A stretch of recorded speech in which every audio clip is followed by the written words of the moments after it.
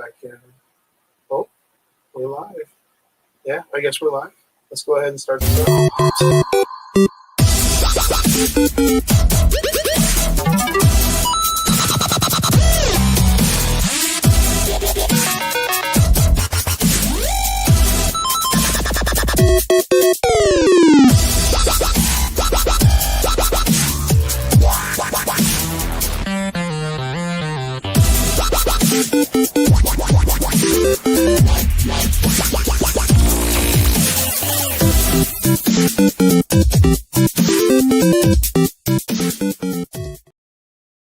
What's up? Welcome back. It's Sunday night. You're here with the Average Voice Podcast. It's your boy Crispy. My Wi-Fi is acting up a little bit, so I'm sorry if I look a little weird or sound a little weird, or if I even fall off, but it's okay.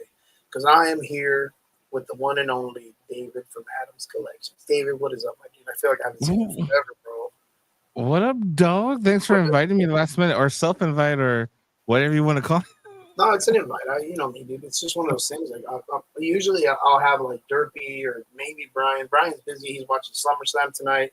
He's got wrestling stuff. I'm good on it, but not really like too crazy about it. But yeah, bro, it's been a long week, man. We had a fighter fight this past weekend. He did all right, but he got caught in the first round. First time debuter going against someone with some talent and some good experience. And yeah, but the weight cut was fucking weird, bro. This kid, like, you know, really good stuff. But he waited for the last moment to cut the weight. So he needed to drop from 158 to 140 in like 4 days. Damn. Yeah. So it was all water weight. So a bunch of shit he had to go through. It was difficult. For being your debut, usually people go in there and they're excited to do it. So there's this like desire to want to do everything like fucking let's go. And he was very calm about it, which was all right to have, but like you need to be on the up and up when it comes to like dieting, and you need to be like really, really clean on that so that you can still train and then cut weight at the same time. And it was more in the sense that he was so what is it? Socorro? Yeah, Socorro. Yeah. Yes, we're out here on Sunday nights. We do it right before everybody goes back to work and stuff. So just a nice little corner of the internet to come and chat and talk about nerd stuff and just get lost and stuff. Well, yeah, the whole last week he just focused on the weight cut more than like strategy and really putting a game plan together and really like putting it into fruition as you're going through that weight cut to have the energy and the mind and all this stuff. So when you have like a whole week off of like the training, like it makes you sloppy like right at the end because you forgot everything. You're making mistakes and you're real off balance and shit. So, yeah, but no excuses. Like he went out there and he did his work. He just got caught and that's it. Now he's back to the drawing board. You know, tighten up more for that preparation and get ready for the next one, whatever comes his way. Other than that, it was great. My boy RJ Mitty went out there with us. It was a fucking fun time. Nice. Called me up and I was like, bro, are you in Brownsville or are you out of town like in Austin or doing movie stuff? And he's like, no, man. I'm here, bro. What's up? And he's like, I was like, yo, I'm in Brownsville. We're going to be doing some fights, some MMA fights. You want to come through and hang out?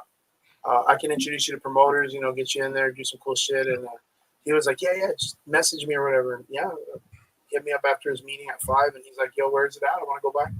And he came by and he just hung out and we just drank and fucking watched the fights. And he met all the fighters and all my students behind stage and met my partner, John Chapa, Mr. Johnny Jiu-Jitsu himself, man. G here, man. He's such a great dude. Met his wife Anna, and it was so good. Like I've told you before, like I'm very much this really passionate dude about bringing my friends together that all do good things, so that they could like network and have references to each other and help each other out, move up. And it was a really nice thing, and it felt good. It felt super good to do that. And my other students in town in Mission were like, "Yo, coach, we pulled up to the gym and we were watching the fights at the gym all together and shit like that." It just felt nice. It felt like what we have going on with the gym is a really good connection. It's real cliche to hear like all these fucking weird people that are like, oh, it's a family. Oh, it's a family. It's a family. And they're just saying it because they hear other popular gyms say that and they want that and they want to be able to brag like that. But like me and John and Andy, which is one of our partners, well, the main partner actually, we're very much about creating we want to create like the best gym for what the Valley can do. Like the best. Like And it's crazy because people always cater to like one or two things, but we're really, really passionate about making the best gym. So yeah, man, we're just doing our best to kind of make it work. Kind of make it work. What about you, brother? How you been? How's the shop? You know, we see all that cool shit in the back. We see a baby Yoda just smoking it out, just chilling, just throwing off his mind. We see a bunch of cards and comics and stuff. How's everything going? Good, good. What's it called? So we had United a couple weeks ago, Uh huh. 26. Just paid the rent. I just did a video. I did a promo video. That's all the cool shit. Yeah, Um, I yeah. just I cut a video for a buddy of mine for his shop. Just so, kind of get into the editing like I told you I wanted to work on. So I got to talk to him, done some stuff. It's pretty cool. Hopefully it comes out good. I did like a minute and a half ish version, and I trimmed it down to like 59 seconds. Like meat and potatoes. Yeah, Um, yeah. I'm gonna trim it down a little bit more. Then I'm gonna have him on the podcast. I actually just announced I'm gonna have Danny, the ones from the sports show. Oh, yeah. I just saw that. Yeah, yeah, man. Yeah. From the sports and card show. Yeah, so he's gonna join the podcast this Friday. He has a show on the 16th, so I get to reminisce with him. It's funny, bro, because he told me like, "Don't you do it from your house?" I said, "Bro, I've been doing it from the office for like a month and a half." The He's like, podcast. "Oh, yeah." He's like, "Oh, my bad." I'm like, "Nah, Now that dude, you're cool." So I was what's gonna up? say, that's a good point, man. Now that you have a brick and mortar more, and you're kind of like putting more time into it in the effort to build it a little bit stronger, are you gonna do like an in person like you were doing for a bit? I think you did it with Nico a couple times, right? Yeah, so me and Nico did it twice. I had Carlos here for the first promo I did from J5 Collectibles. Mhm. Did it with him. Then I did it with Nico a few times. Well, I promoted Nico, then I did it with Nico. And then, it's funny because I told Nico, like, hey, man, I'm going to just help this guy out. I need to resort to kind of like what I was doing before. He understood. I mean, he's always a cool co host, you know what I mean? And he's got some stuff going on for his 1 year to focus on that. But I mean, Nico's cool. He's helped me out. He enjoys it. I enjoy it. I always want to reach out to you, bro, but I always see you busy. So I'm just like, I'll let him slide. I'll let him Bro, slide. life has been so nuts for me these last couple. Like, I think I talked to you when I got back from Vegas, right? Yeah. After the Vegas trip and all that stuff. Like, I talked to you then, and it's just been all over the place. Like I said, my major goal was to come back and hit the ground running from the momentum of us in the gym and just keeping everybody on track and building the gym up more. And I started maybe 3 weeks ago to a month ago already doing 12 o'clock classes in the afternoon. Mm-hmm. And we've been keeping the classes up consistent, about 5, 6 students a day. And then building, most of them right now are kids that are going to be going back to school. So they'll just join the regular class after school sessions, right? But that 12 o'clock time has been growing pretty well. We get a couple of our fighters, and we're going to be hopefully opening up a new session soon. Just so it comes into the idea of, like we've talked about, like the entrepreneur concept of running a business. The idea is you're willing to give 8 hours of your life to someone else's business and work. So when you decide to ever do something that's like a business, you should at least put 8 hours in at that business itself. The Mm-hmm. minimal for yourself, for your business to grow. Yeah. So like if you're going in and you're doing like let's say your business, the pop shop and the cards and collectibles, if you're only going in from like I don't know, like 2 o'clock and then closing at 5, and then being like, man, what a long day of work today, man. Like thank God I'm my own boss. And then Mm-hmm. like everything starts piling up and you can't make the bills and you're struggling with rent, then that's on that person for running it in a lazy way. Mm-hmm. Like because if you had to go to a 8 to 5, like you're gonna be like, oh man, let me go in because I'm scared of the boss and I'm making good money and blah blah blah. You know what I mean? Like it's really weird Yeah. because I've seen that a lot. And I bet you have too when it comes to like people that are running their own business. So like that concept of just sitting there, fucking bringing a microwave and a cup of noodles and making sure you have water, drinks, or something, like you have to do that to be able to survive, so that you're there, so you don't miss opportunities for your business. Yeah, facts, bro. Yeah, Facts. I can tell you, it's been like I had a couple of days with like $0, yeah, and then I was like, okay, well, let's not have any more, and you just changed the concept. But definitely, when it comes to entrepreneurship, people think it's like I'm gonna work less, but you actually work more, bro. Like I'm open from 5 to 9, but I'm here like 12, 1, 2, 3, depending on what I'm yeah. doing for the day. And there's a lot of back to it and stuff. So, oh, what up, Miguel? Thanks for joining us, Miguel. So So, much. but now I feel you on that one, bro. Like when you're hustling, you gotta hustle 24/7, bro. Yeah, 100%. And it's so crazy because like we used to talk about this when we used to talk more about like the business idea of running shops and the martial arts schools and all this stuff, just being an entrepreneur itself and how much like courage like it takes to run a business and then how much dignity you have to close a business or know when to close. You know what I mean? Like it takes a lot because you can like close up and just complain about how the world hates you. But to be able to close up and be like, nah, I fucked up, but I'm gonna learn from this, and I learned some things, and I'm gonna go back and hit it in a couple months when I recover. And you know what I mean? Like, there's a lot of like patience and dignity that a lot of people don't understand. And even in the fight game, man, when I'm teaching my fighters for like fucking kickboxing or boxing, there's a dignity aspect.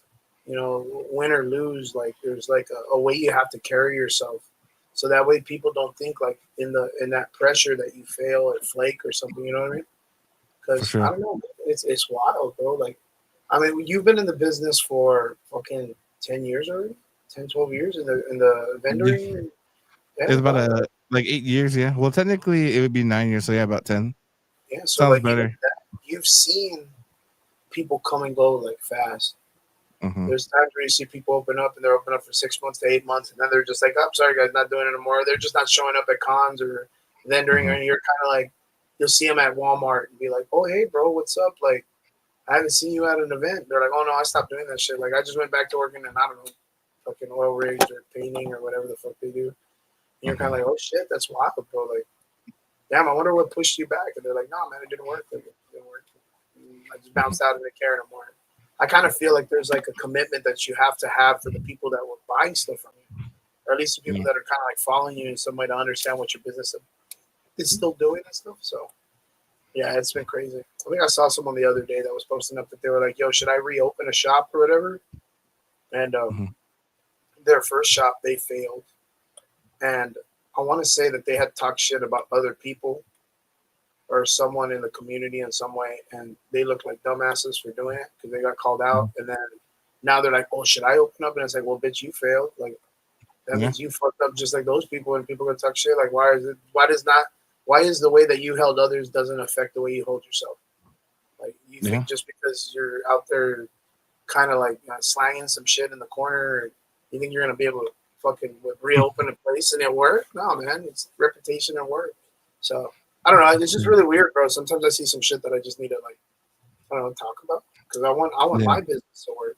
And for us, like we're very much we're a proud group of our team, but like we gotta respect everybody. Like yeah, you may have opinions on people, but you just respect everybody as it goes, and you don't like you do your job and that's it, and you just try to promote and produce yourself as a good business person or a good person that like in my situation you run a gym, a good coach, a good teacher, mentor, and all that shit. So yeah, man, it's just it's been a wild week when it comes to the business aspect for me at the gym and a wild month. And Mm-hmm. there is like a payoff going on right now in my life with it, but like it's not very big, but I'm proud. Like I'm proud of Yeah, of us, man. course. Proud. You gotta be, So bro. You gotta be. yeah. So So that's been my week. I am fucking dead tired today though, man. I wanted to like there was a part of me that wanted to hit the boys up earlier and be like, "Hey, man, I just want to chill out today." mm-hmm. Cause even so, a couple of months ago, I got involved with a guy named Eddie Flores. He Mm-hmm. runs Combat Cult, and he runs a really good wrestling promotion based on Combat Cult. Very, very badass. And they brought me in as a commentator, so it's been going really good. So now, what I'm doing is, you know me, dude. I'm always trying to help as many people as I can. So now I've been offering the studio for helping them do promos and videos and stuff for the fighters and stuff, the wrestlers. And we were just doing some stuff yesterday in between doing the weigh-ins and keeping my fighter up and doing all this stuff. And then today I did another photo shoot out there with my girl Alexis Bliss or Alexis. She's I am sorry cosplay. But Alexis is one of the cosplayers from down here, and my boy Dennis. So we were out there helping her do a photo shoot with another friend of ours, Mini Fit. So it was cool, man. It was just a cool night of just stuff, and that's why I was late because I was out there helping. We just opened up at 5 for it at the studio, and then I rushed over here after we were kind of getting it done. So yeah. Now I'm back, and there's a couple of things I like to talk about tonight, but Yo, did you get to see like the Superman and the Fantastic Four movies? Did you get to catch up yet or no? So I didn't see Superman. I saw it through TikTok and same thing with Fantastic Four. But bro, like on Fantastic Four, I saw like that whole 10-minute action scene with like Galactus, like 12, 15-minute action scene on Where he's like TikTok, bro. swinging at them and shit? Or are you Yeah, talking dude. about the one in the city? The one in the city. Oh, nice, dude. So Yeah, I that was saw that pretty whole cool. sequence there, bro, and it was fucking tight. I thought it was fucking tight. You know what I mean? Yeah, there's a lot of great visuals in that movie. A lot of great visuals. But there's a lot of things that, of course, they need to fix. But I think Marvel's been in that downfall for a bit, right? So, but I think overall the movie is pretty okay. But so you still haven't seen it? I still haven't seen the full thing like officially because I'm a cheapskate. You know what I mean? I So know. And what yeah, about dude. Superman? What about Superman? Superman same. I wasn't actually purchased. I was talking to Ash today. One of those fire sticks, those 956 Yeah, fire sticks, bro. yeah, Because straight. like, No, I understand this. I do. I because think it's like I gotta stay up to date, bro, in order to be ahead, like with the podcasting and shit. Like I have to. So I see it as an investment, which is my yeah, the investment part.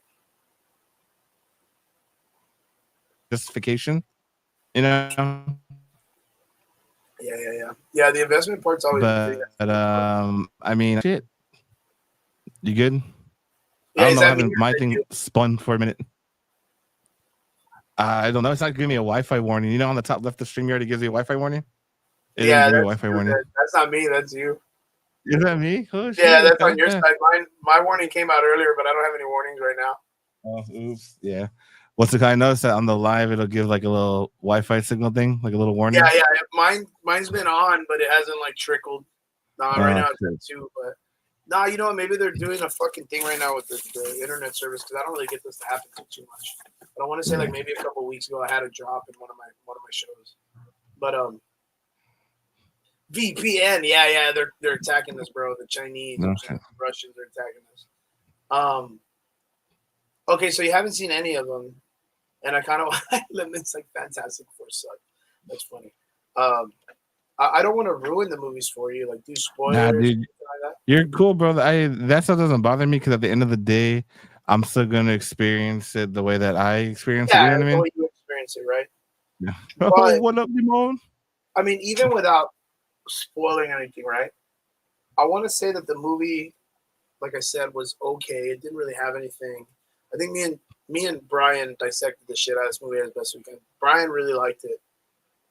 Derpy said it was okay, but he was kind of like in the fence where I was, where I gave Superman a 7.5, and then I gave the Fantastic Four the same at 7.5, and then Brian was like, "Nah, bro, like you don't really give us a justification on what you mean a 7.5 is or 100," and I'm like, "No, like a 7.5 is like a grade of a 70 or a 75 in school. That's the way I look at it. This movie wasn't good. Did it give me a Superman story? Yes. Lex Luthor was written very dumb, like he's doing dumb shit. Lois Lane out of nowhere could just fly a fucking spaceship. You know Well, what I mean? hold on. I have to sidetrack you now. And so, like obviously she's just flying a spaceship. You know what got to me, bro? I don't know if you ever saw that Die Hard movie where he just flies a fucking helicopter out of nowhere. Yeah. You're kind of like, that What the takes a fuck? fucking skill. Yeah. Like the audience as an audience, and again, these are things that I keep saying when it comes to like making film. You could get away with some shit where the audience goes, "All right," you know what I mean. But there's a lot of times where the audience is like, "Yo, that doesn't make sense."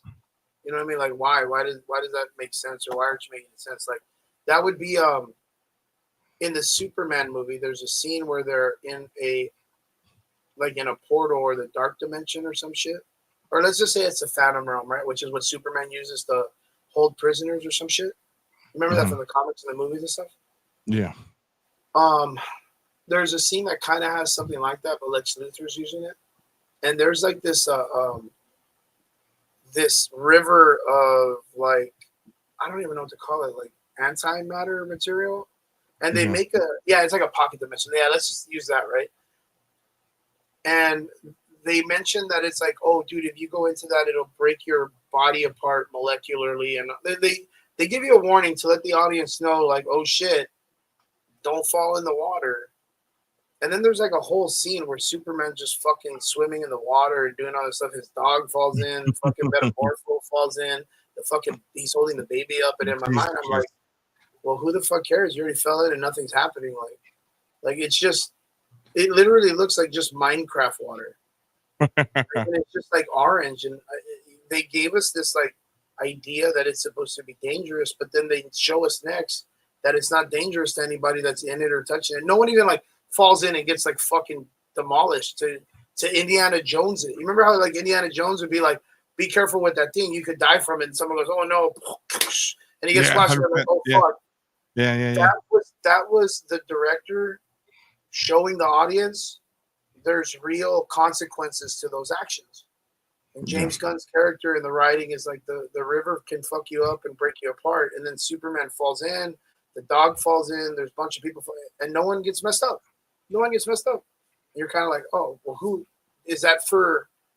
The security guards, like, because Superman's too strong, or like you're telling us that that this one iota of a person can survive that type of like I don't know, like antimatter, like so that shit doesn't affect him, like he's that strong. Like that's out of pocket for Superman's like vulnerability and stuff. You know what I mean?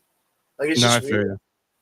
Jeremy in the comment section, my boy says, I'm here on time and ready for the conversation because the blasphemy that was that said last week still, I didn't see the new Superman movie. Oh no, that's totally fine. I don't think you're gonna miss out on anything. I heard about that. I heard about it. Oh, yeah, I heard about it. Yeah, we tore into that movie pretty bad, man. Like I said, Derpy he wasn't having it, which I felt bad for that kid. Like he's a good guy, but like I understand where he's at though as a fan, and Jeremy too. Jeremy's a fan too, and us too, man. Like I don't want Superman to fail. Like Superman, like I grew up and I still love Superman as a character. Like I think that's what was cool about this movie is that James Gunn wrote the Superman character as Superman. Like he wrote it knowing, fuck, I can't make him stupid like all my other characters. I can't do the Star-Lord corny music. He can't do it like what was it? Adam Warlock, where he's just like an idiot that can fly around and do strong shit. Like he knew he had to write Superman as Superman. And he did. And there's a part of the community that's here in the world that just does not care for not Homelander, that cares for a not Omni-Man or a not Invincible. Like they want these Supermen that are broken. That was why, like, I don't know if you ever remember that movie of the kid, the Superman kid that James Gunn made. You remember the kid with the fucking mask that had like stitches in the middle, and he was like killing people that were breaking into his house. I forgot. Brightburn. No, I never saw it. Yeah, I'll show you a picture real quick so that way you can understand. There was a movie that he didn't make, but he was in charge of it. So yeah, here it is. Brightburn. Bring a picture up real quick. So I can find a nicer picture. That movie was fucking gnarly. Brightburn. Yeah, I'm telling you, bro, like a lot of people saw it, and again, I've shared my vocals on James Gunn. Oh shit. Yeah, I've shared my ideas. That's super tiny, dude. It's the worst. That's the worst. Let me find a cooler picture. That was the dumbest picture ever I could find. Gee, with us, bro. Why am I so retarded? All right, here we go. All right, that's a lot better. So. Here we go. I'm gonna share the picture for you guys real quick. I know the fuck I'm watching after this, bro. Yeah, are you checking it out? Yeah, I'm looking at it right now. That's kind of fucking. So this is interesting. So wait, okay, Jeremy, it's an evil Superman movie. It's literally Superman lands not in a farm, but more in like a suburban area with like I think like a single mother, and he starts unlocking his powers, and he doesn't use them to like do. Like evil, but he uses them and he starts doing bad things with them by accident and kind of like hurting people and getting out of control. And then eventually he has a tantrum and the mom gets at him and she tries to call the cops, I think. And like there's people trying to stop him, but he's just fucking everyone up. And he's like a scary kid. Like the mom, why are you doing this to me, mom? You know what I mean? Like I don't know how to explain it, but like a lot of people, this was kind of like, I feel like this was the death of the Silver Age Superman movies. Like this is the movie, and then Kick-Ass like totally took it into like left field. Oh, Kick-Ass was the shit though. I'm sorry. No, but that's the thing. Those were the switches. The Yeah. moment you instill that those stories exist in the world of people who don't read comic books, they're going to instantly gravitate to those because sex and violence sells. Like, you know what I Facts, mean? bro. So when these movies came out, everyone was like, "Yo, we need to do a Injustice movie." Oh, Injustice, Injustice, and it's like, but those people don't even like really read the comic books.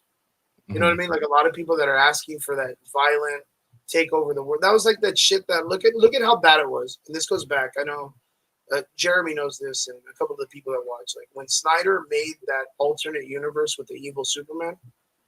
Look at how many people got excited, even when they announced the story that they were going to do with it. Like it was the stupidest fucking story of him becoming evil because Batman bangs Lois and they have a baby, and then he was going to take care of the baby, and then he just turns evil because single mom shit.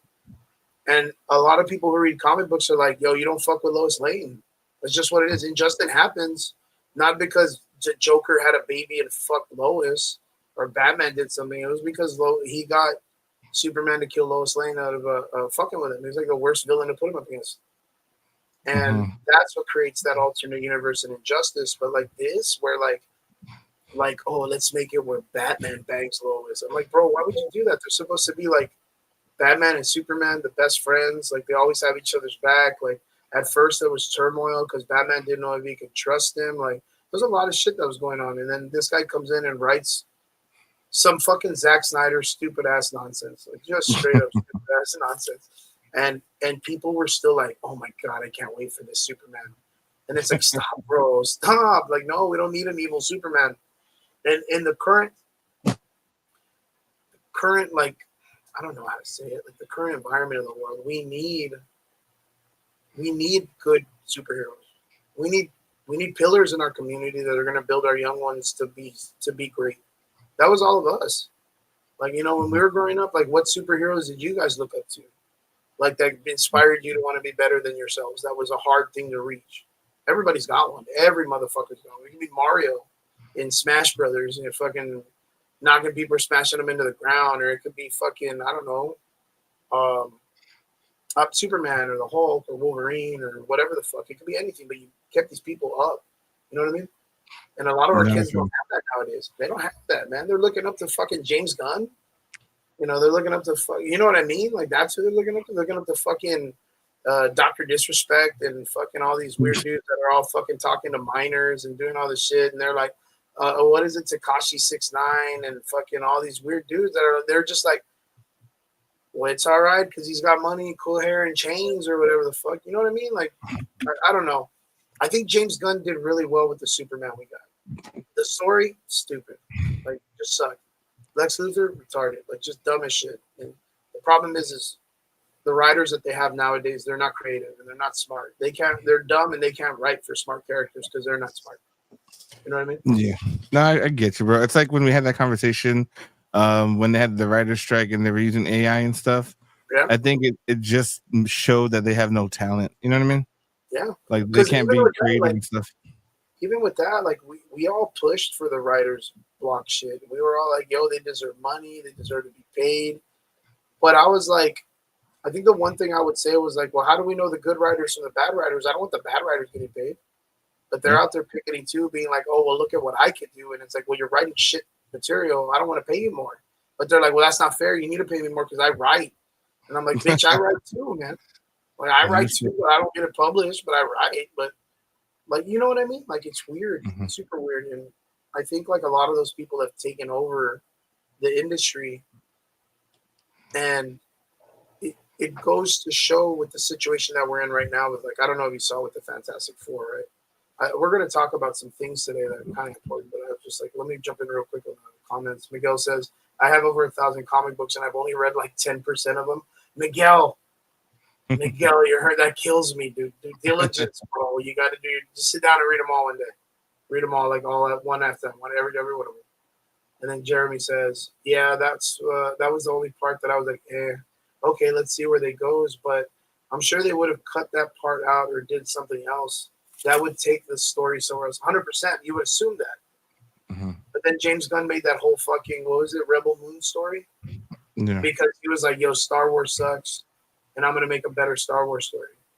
Like he literally was going off of the momentum of people being like, "Oh, the last trilogies and all this stuff, the ones that they suck. Oh, I could do better than that. Watch me." And then he made like a debauchery, dude, like debauchery movie, dude. Like it was bad, dude. I never finished it, bro. I'm not gonna lie It to was you. hard. I couldn't get into this. I was just fucked, dude. I saw the first one, and it wasn't great. And the only thing that I liked about it is it was like the Fantastic Four. It's a repainted version of the old Fantastic Four, right? That movie, the new one.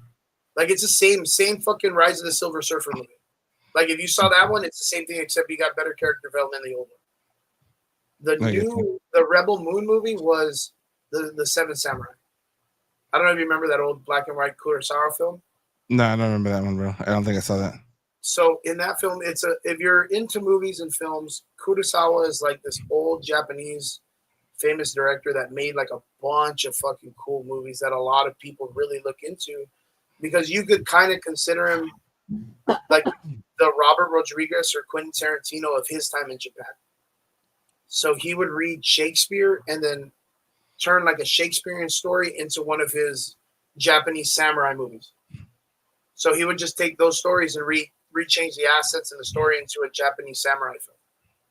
And there was one film that he did, which was based on not The Good, the Bad, The Magnificent Seven, the cowboy movie.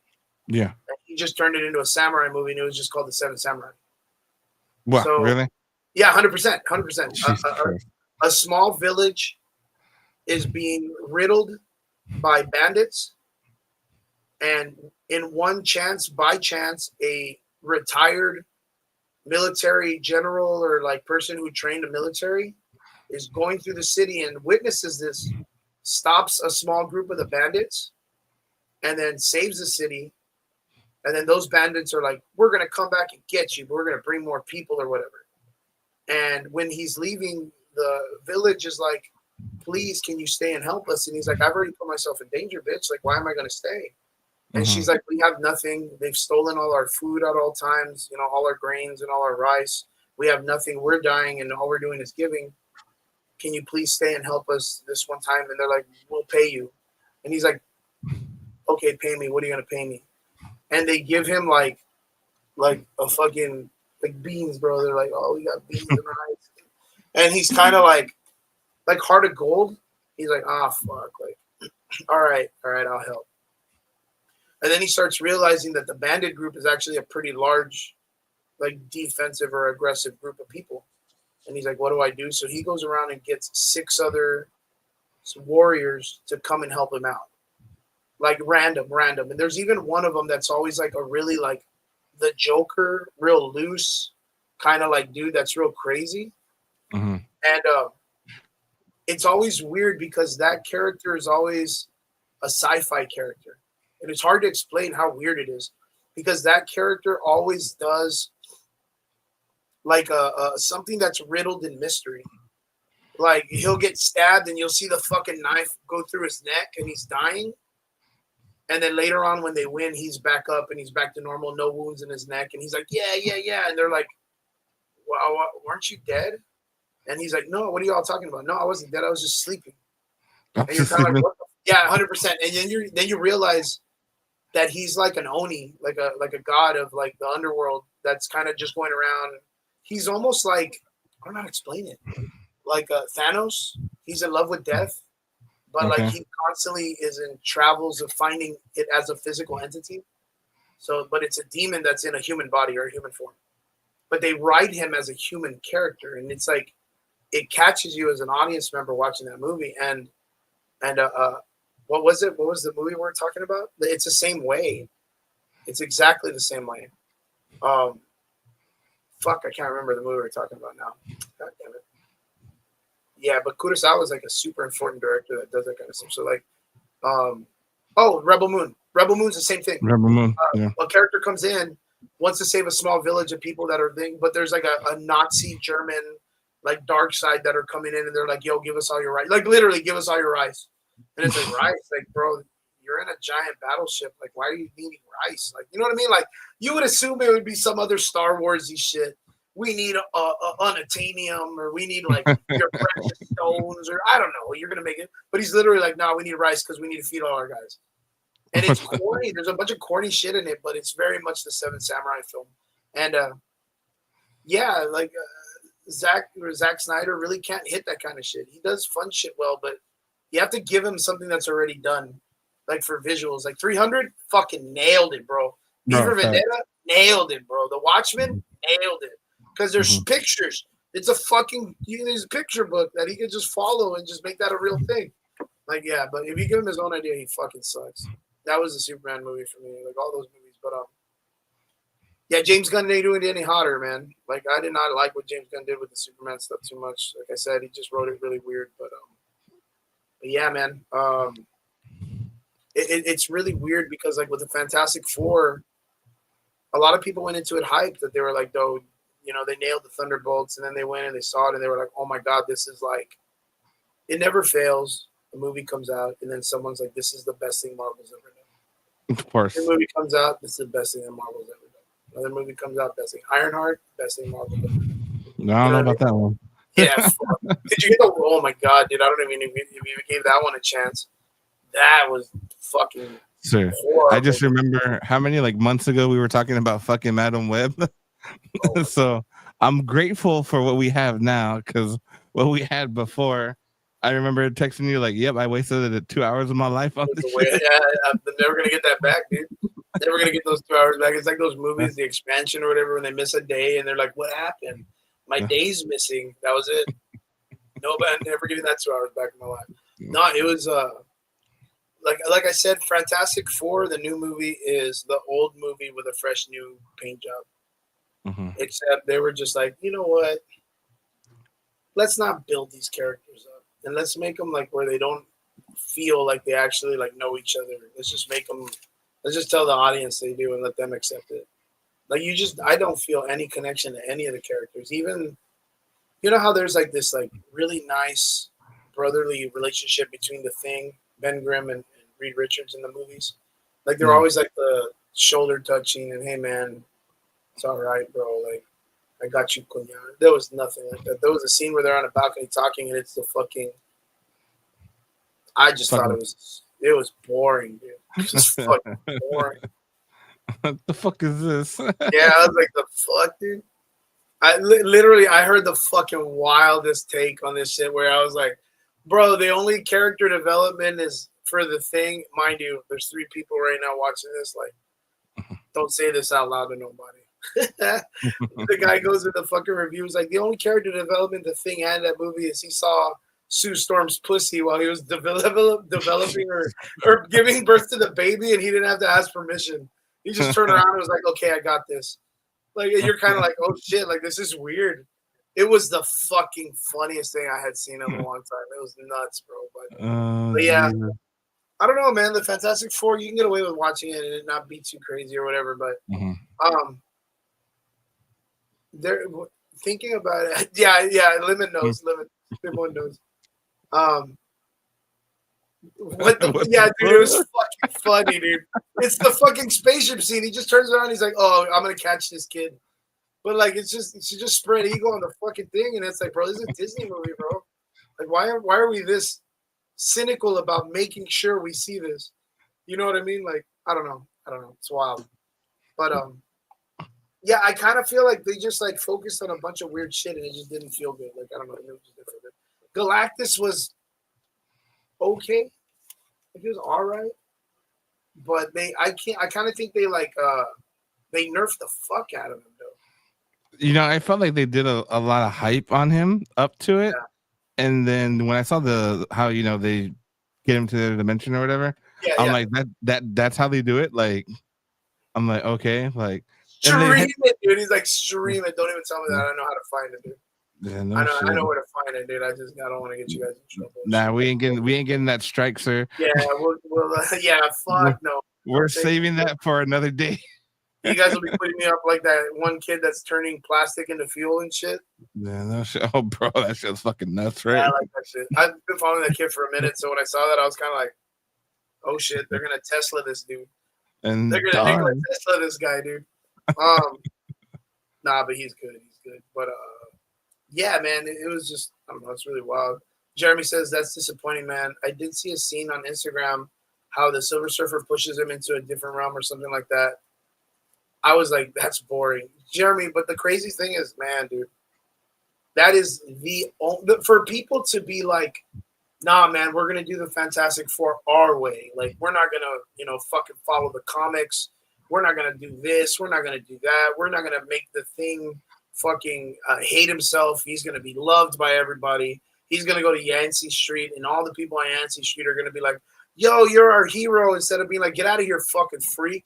Like Yancey Street in the comic books treated him like fucking trash, dude. He was getting in fist fights with like teenage kids, like the Crips and the Bloods, dude. Just because they were always trying to get at him. That's the way it was. And this one, they were like, "Yo, bro, do the Thing or whatever, do the roar or whatever the fuck they were doing the clobbering time." Yeah. And I was like, "Bro, just do it. Like that's literally your thing. Like you know what I mean?" That's the line, bro. That's the line. That is you. That's your whole fucking shtick. You know what I mean? Like, that's like the whole flame on thing with the Human Torch, which I don't think they even did once. Yeah. But like that was like his whole. I don't know, man. Like there's a bunch of things that they were like, "No, we're not gonna do this." But then here comes fucking Galactus, and they're like, "Yo, Galactus, the guy that he is, I forgot his real fucking name, but he was just a scientist from another dimension that's being destroyed." And then he takes his ship and enters our world and then becomes the devourer in this world because like the make of the universe is not the same as his, right? And then that's his purpose. His purpose is just to be Galactus after that. He's supposed to partner up with Franklin Richards, and Franklin Richards is supposed to be the Galactus of the next universe. That's why he's connected to Franklin Richards so much in the comics, right? That's and Galactus becomes Franklin Richards' heralds. He just like, Galactus, come to me, my herald. That's his Silver Surfer. So like, Franklin Richards is a fucking G, but he's stupid as fuck as a character. Like I hate his guts. Like I hate a kid, man. I never tell anybody I hate a kid in comics, but I do. But it's so cliche to know that they were like, "Yo, okay, you guys want Galactus really big? Here it is," and you're there, and you're like, "Yeah," and then you're like, "Yeah," no, and then you're like, "Yeah," like he looks kind of dumb actually, walking through the city, being the klutz and tripping over things, and then like he sees all the gates of the little fucking, you're gonna push me into the fucking teleporter, and then he's like, "You're not gonna get me, bitch. I'm a scientist," or whatever. And he just walks around it or whatever. And he's like, "I can't even see the kid." Fucking Daredevil vision, bro. It's so fucking goddamn it, man. Like Reed Richards, the smartest man in the world, is like, "Yo, let's just tie a rope across and trip him when he walks by." And I'm like, this is you, bro. Like, this is your guy. I'm looking at people next to me like, this is your man. Like, come get your fucking weird uncle, bro. Like, let's tie his shoes together. He'll trip and fall, and then he'll fall in the teleporter. And I'm like, what the fuck, dude? Like, fucking at bro. Yeah. What the fuck, dude? I was just so mad, dude. So fucking mad. Yeah, like it's just weird. It's just weird. The Galactus scene at the end, like when they're lighting him on fire and like the fire's not fucking him up, I thought that was pretty cool. You know what I mean? I thought that was pretty cool because you're kind of thinking like, oh shit, like he's gonna hit him with fire. Johnny's hitting him with fire, and I'm like, bro, he eats fucking planets with lava, bro. Like, I don't know what you're doing, bro. I don't know what. It's like you're blowing hot air at him. He doesn't give a shit. You know what I mean? Fucking, but here comes the storm with their fucking pushing powers and shit like that. Like that's gonna get him. Dude, I don't know. Pushing powers, fucking. I guess at the minute they had mystery men powers, bro. Yeah, and I keep telling people. I think I talked about this on the podcast last week. You have to look because I think there are certain parts that they're trying to like hint that Franklin Richards was assisting in some way.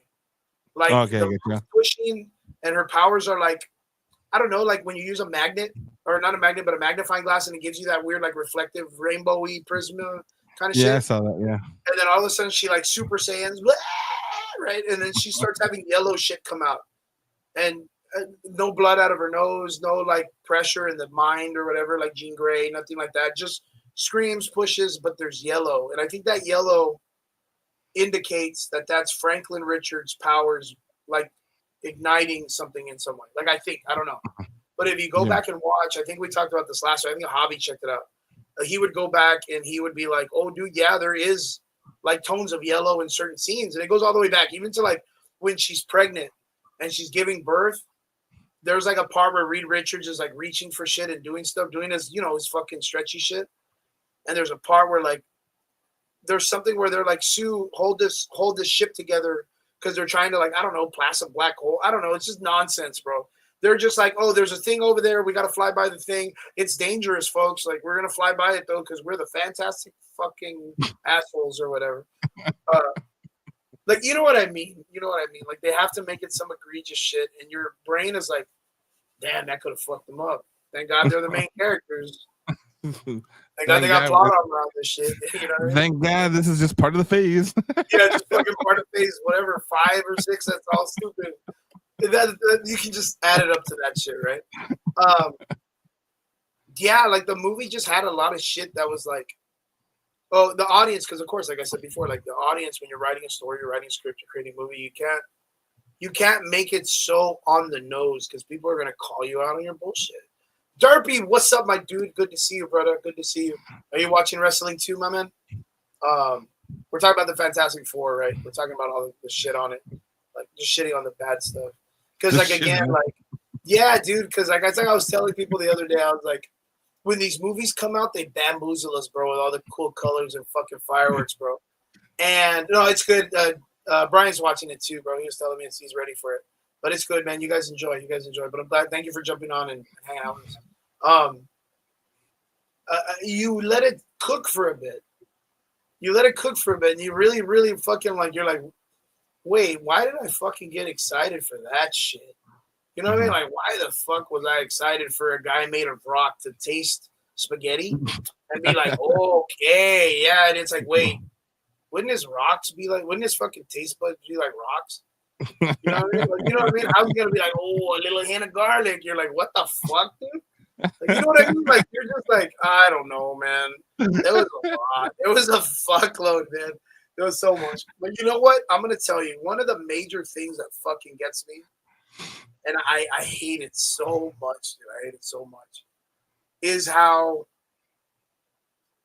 like Marvel, DC, and all of these people that are making these type of movies are like, oh, I know what the people want. Like, oh, we're gonna give you, Sonic with regular human eyes and teeth. All right, we're gonna fucking give you the Sonic you really want. We're gonna redo the whole thing. Oh, you don't like Galactus as a giant fucking cloud in the sky? We're gonna give you a fucking 80,000 foot dude that just walks around and smells grass and shit and gives like the side eye to the fucking Statue of Liberty or whatever. And then we get it.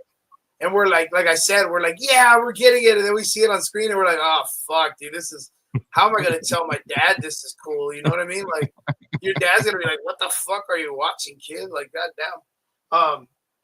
Yeah, I think they really, really, you know what? Okay. The only part that, dude, that was fucking funny to me. I don't know why I started laughing in the theater about this.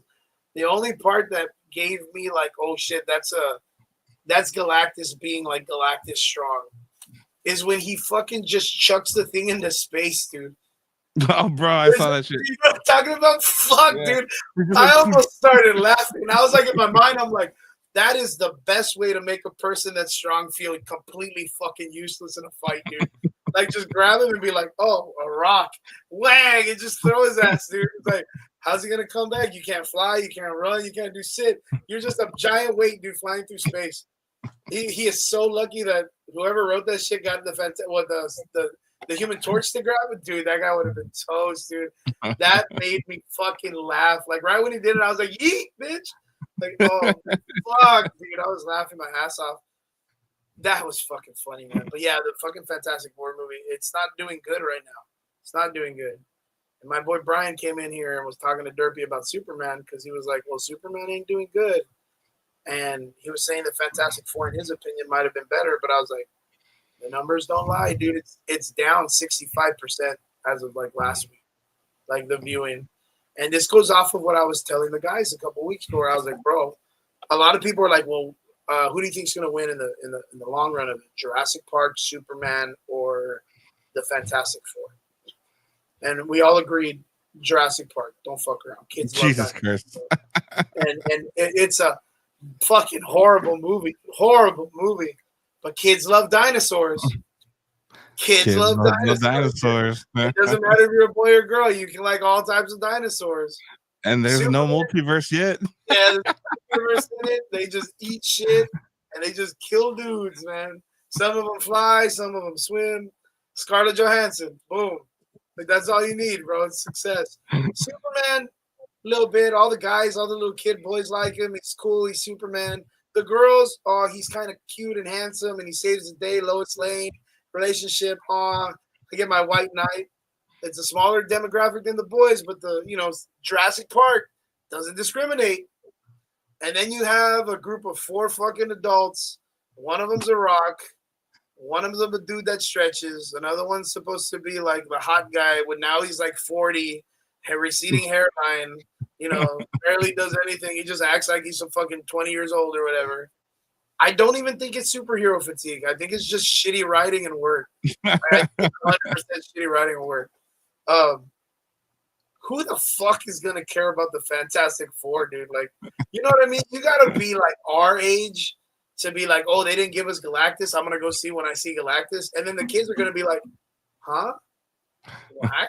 Where's Spider-Man? Where's Captain America? Where's Superman? Where are the dinosaurs? You know what I mean? Like, they're not gonna give a fuck about a group of 4. Like, you know what I mean? Like, it's wild, bro, to think that like the Fantastic Four was even considered on the list of that for popularity. And then we got what we got, and they were like, well, no, this Fantastic Four likes to drink a lot of Starbucks or whatever. They're real chill. And they have the vaporizer in their room, giving essence oil or whatever. Like, they're real chill guys. You're going to love them. They save lives. And one of them cooks Italian food, and the other one just likes to solve problems and write on a chalkboard. The mom likes to, do fucking charity work and give speeches to everybody, being like, I don't want to risk my kid, but I don't want to risk all of you guys either. But I will totally fucking leave this planet if Galactus fucks it up. And I'll save my people because we can make a spaceship and you can't.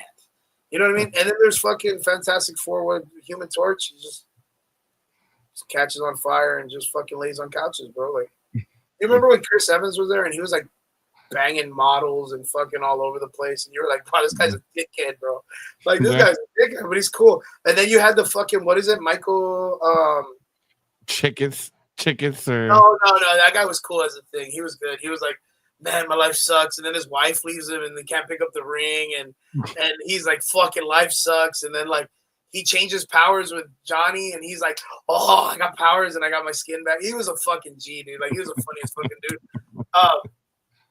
This one, they just fucking, like I said, Johnny Storm is just like the most wildest thing he did was like, he was laying on a couch in his astronaut suit upside down, and they busted him laying on the couch upside down.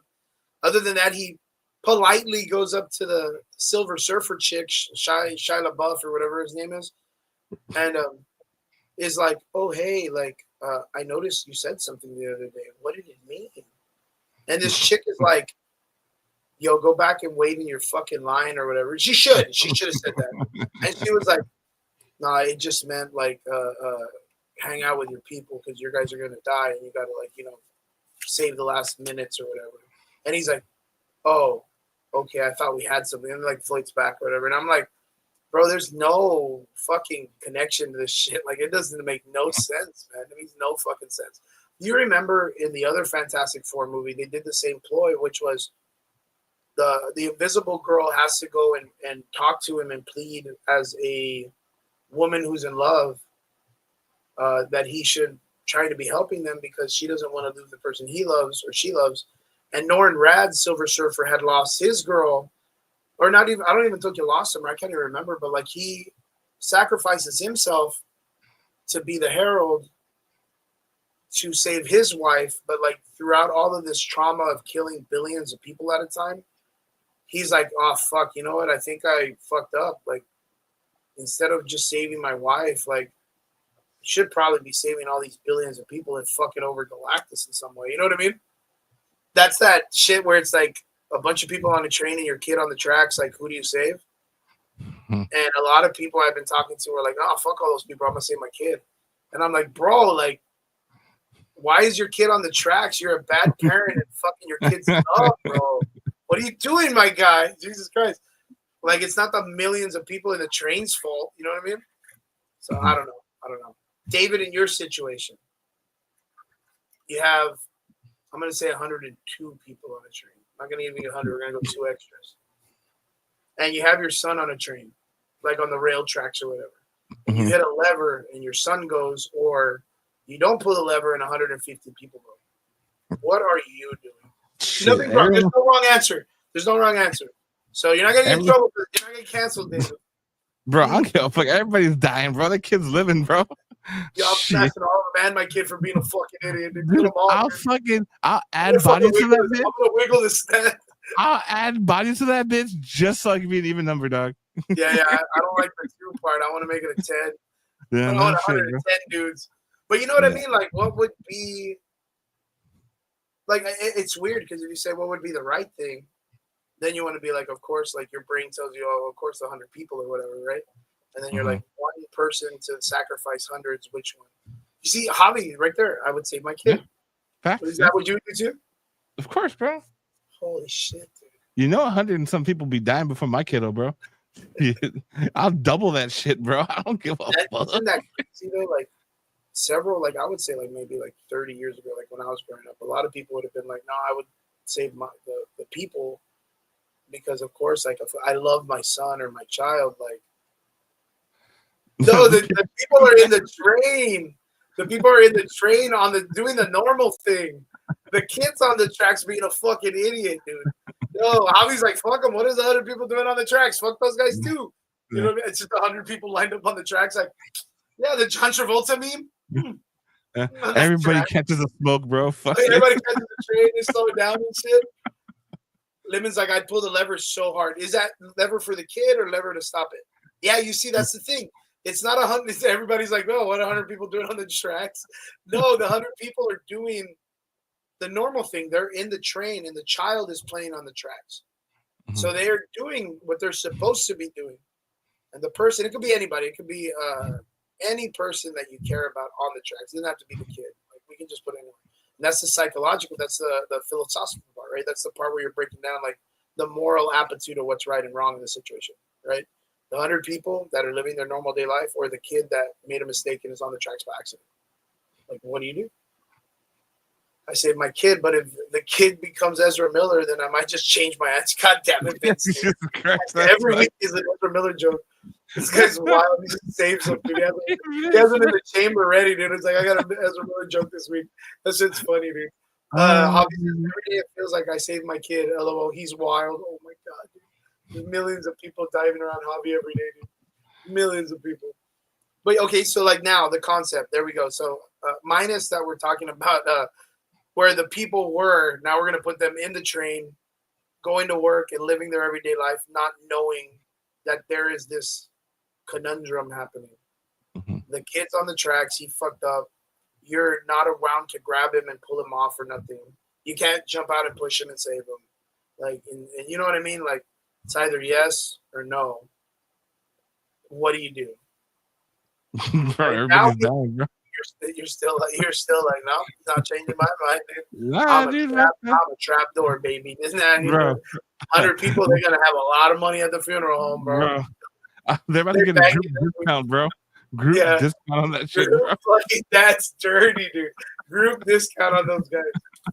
I don't know, man. It ranges, of course. Like, you'd want to save your kid, but that's 100 people's lives you're gonna destroy in a heartbeat. You know what I mean? That's why. I mean, yeah, but not my kid, bro. Fuck that. Like, I'm sending flowers, baby. I know for a fact I raised that motherfucker to be better than at least 100 of the motherfuckers. You know? Yeah. So I'm confident, bro. You're like, I'm good. I think I made the right choice. Yeah, fucking facts, bro. Yeah. What's 100 people that ain't going nowhere to my son that's gonna be the best at something? If y'all riding the train, y'all already fucked up. He's a fucking star, baby. But yeah, that's the idea of it, man. Like, what would you do? And in the movie The Fantastic Four, like Galactus is like, yeah, I just want the kid, and I don't have to kill like 7 billion people on your planet. And Reed Richards just like, nah, fam, you ain't having my kid or whatever. And they're like, I don't give a fuck. I'm getting that kid or whatever, dude. It's nuts, dude. It's stupid as fuck. There's even a scene which is wild. I thought this was crazy. It's so fucking out of pocket. So the Silver Surfer has the ability to phase through matter, right? You've seen her like in the movies where they like phase through cars or they like go under the ground and come back and they like go through shit. There's a scene where this fucking chick flies into the back of the ship and gets inside where they're all like, oh, fuck, we're having a baby. And it's all freaking out. And she reaches and her hand goes into the stomach of Sue Storm. Like she's going to rip that bitch out. Baby, and I was like, damn, Marvel's really cooking this fucking horror shit right now, dude. They're really cooking. This Silver Surfer is a fucking cunt, dude. Like, Jesus Christ, man. I would have, like, steal the baby when it's born, like, or just take the whole ass person, man. Take it in the mom and shit, because you're going to bring her out preemie and shit. It's going to be messed up. Kid could come out, I don't know, messed up chromosomes or something. You know what I mean? Yeah, of course. Yeah, but, yeah, it was wild, man. There's a lot of weird shit. Pedro Pascal sucks, bro. I don't know how Brian was saying, like, he was super good. Yeah, I got to get your guys' opinion. What did you guys think of Pedro Pascal? Every time I kind of, like, think about it, I think it's even worse. Like, I sat on it, I slept on it, watched it a little bit more, and I didn't get to the whole thing. I was like, I don't know, fucking drawing frogs or something. Something else took my attention. But I could not get through a second watch of the Fantastic Four. I could not. I don't know if I could get through a second watch of Superman. I really don't know. I've had a couple of people say they've seen it a couple of times because it's very, like, playful. Mm-hmm. It's got a faster pace and it's got more action shit to it. It's very colorful, vibrant. And the Fantastic Four is kind of vibrant in a Incredibles kind of way. But it's got very, like, the Fallout 1950s or 40s kind of, like, era. So, like, you know, it's kind of like I don't know, it's kind of appealing to watch that kind of, like, era going down or whatever. Mm-hmm. But, man, dude. I mean, I thought the whole concept was, like, Galactus is going to go ahead and fucking kill everybody and take the fucking baby. So they get rid of him and then Doom just steals the kid. You know what I mean? Like, and you know what? It's really weird. It's cool that you mentioned that because that's another thing. I totally forgot because this movie's like, oh, man, dude. Yeah, because it sidetracks you from it, bro. It really sidetracks you from the way they were selling it, you know? Yeah, because even now, a lot of people are like, oh, they're dissecting. I don't know why people are even trying this shit because it was a fucking bad movie, dude. There's people that are like, oh, man, no, dude, there's hidden shit and Easter eggs and fucking conspiracies. Let's get to this. And I'm like, no, it's pretty down the center. Like, it's pretty down the center. So at the end of the film, they have that credit after credit scene where Doom is with the baby or whatever. Mm-hmm. But they were like, oh, but if you see the way Sue Storm is acting, like she's not scared. Like she's kind of like, oh, chill, because Dr. Doom is there visiting the child. Like he's just hanging out. He's not going to steal the baby. And it's like, why the fuck would they let a dude in a cape and a metal mask into their house to hang out with their fucking newborn baby? Like, think about that shit. Like, would you allow a dude that way, dressed like that, all day, every day, hang out with your 4-year-old while you're just having, like, regular, like, fucking toy time or whatever? Like, would that be the dude you left your kid alone with? No, I feel you. Even if he was a friend of your dad's or whatever, or, you know what I mean? Like, would that be the guy? They'd be like, oh, what's up, Doom? Like, nice. Like, his fucking name is Doom. His name is Doom. You ain't leaving your kid with him to hang out. But there is like an Easter egg. There's a part where they're doing like the UN meeting, and there's a seat for Latveria, which is Latveria, where he's from, yeah. The place where he's from, and he's the emperor of, or whatever the fuck, like the king or whatever he calls himself. So there is some type of diplomacy or him being a figurehead in that world, but we don't know who is Doom in that world. Again, Marvel was like, hey, it would be really cool if we brought Robert Downey Jr. back, the most highly paid dude that only does 8 minutes and makes $15 million for, you know, fucking hugging Spider-Man or whatever the fuck he did in that other movie. But you're going to pay him a fuckload for this shit. A fuckload. A ridiculous amount of money for an idea that everyone is thinking is like the most stupidest shit. Like, stupidest. Jeremy says, we need Tom Cruise to start making Marvel movies. Yeah, I think he's wacky enough, dude. If we get like Tom Cruise from like 2015 jumping on Oprah's couch, I'm 100% about it. I'm 100% about it. I don't know, man. Like,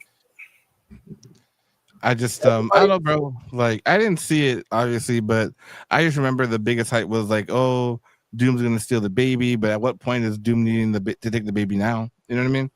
Yeah, like, yeah. what's You the didn't even whole wait the whole purpose of goddamn Galactus thing. Yeah, and then Yeah, like they're traveling, and the Thunderbolts are traveling to the new universe or whatever the fuck it is, right? yeah, they're So going. like, what's that gap in between? Because I don't think Spider-Man or any other movie is going to explain that shit. You know what I mean? Yeah, no, that's So true. We were that talking about that too because there's a lot of stuff going on with the Spider-Man shit, right? They released that crazy trailer that just happened where they're like, "Oh, this is the new suit." What's the hype? Okay, David, I gotta ask, and everybody in the comment section, please, Jeremy, Javi, Vince, my boys in the comments, Lemon, like, let me know, dude. Like, I do not get the fucking hype of like the Spider-Man suits. Like, I cannot, for the life of me, bro. You can ask me anything about Spider-Man as a comic book character, and I can tell you all his shit. But boy, do I not give a fuck what the spider looks like, nor do I get the color tones or the metal webbing. I don't give a fuck about any of that stuff. Like, I just know he swings. It's red and blue, and he's got big eyes. Like, that's it. And they're spider web done, looking design. That's fucking it, bro. done. Like, if you were to be like, oh, that's fucking Spider-Man from 1847, and this is when he made it, and this fucking Chinese guy did, and I'm like, what the fuck are you talking about? Like, he's just in a suit, bro. Like, he's just like, what are you talking? This is underwear out or off for Superman. Like, Oh, bro, the most dumbest debate, bro. the only thing that I ever thought was the coolest fucking Spider-Man was the video game with the sneakers. Mm-hmm. Like when they gave us the one that had like the badass like white sneakers with the red shit on it. Yeah, I was like, oh shit, like that's pretty cool or whatever the fuck. He uses shoes like a normal person.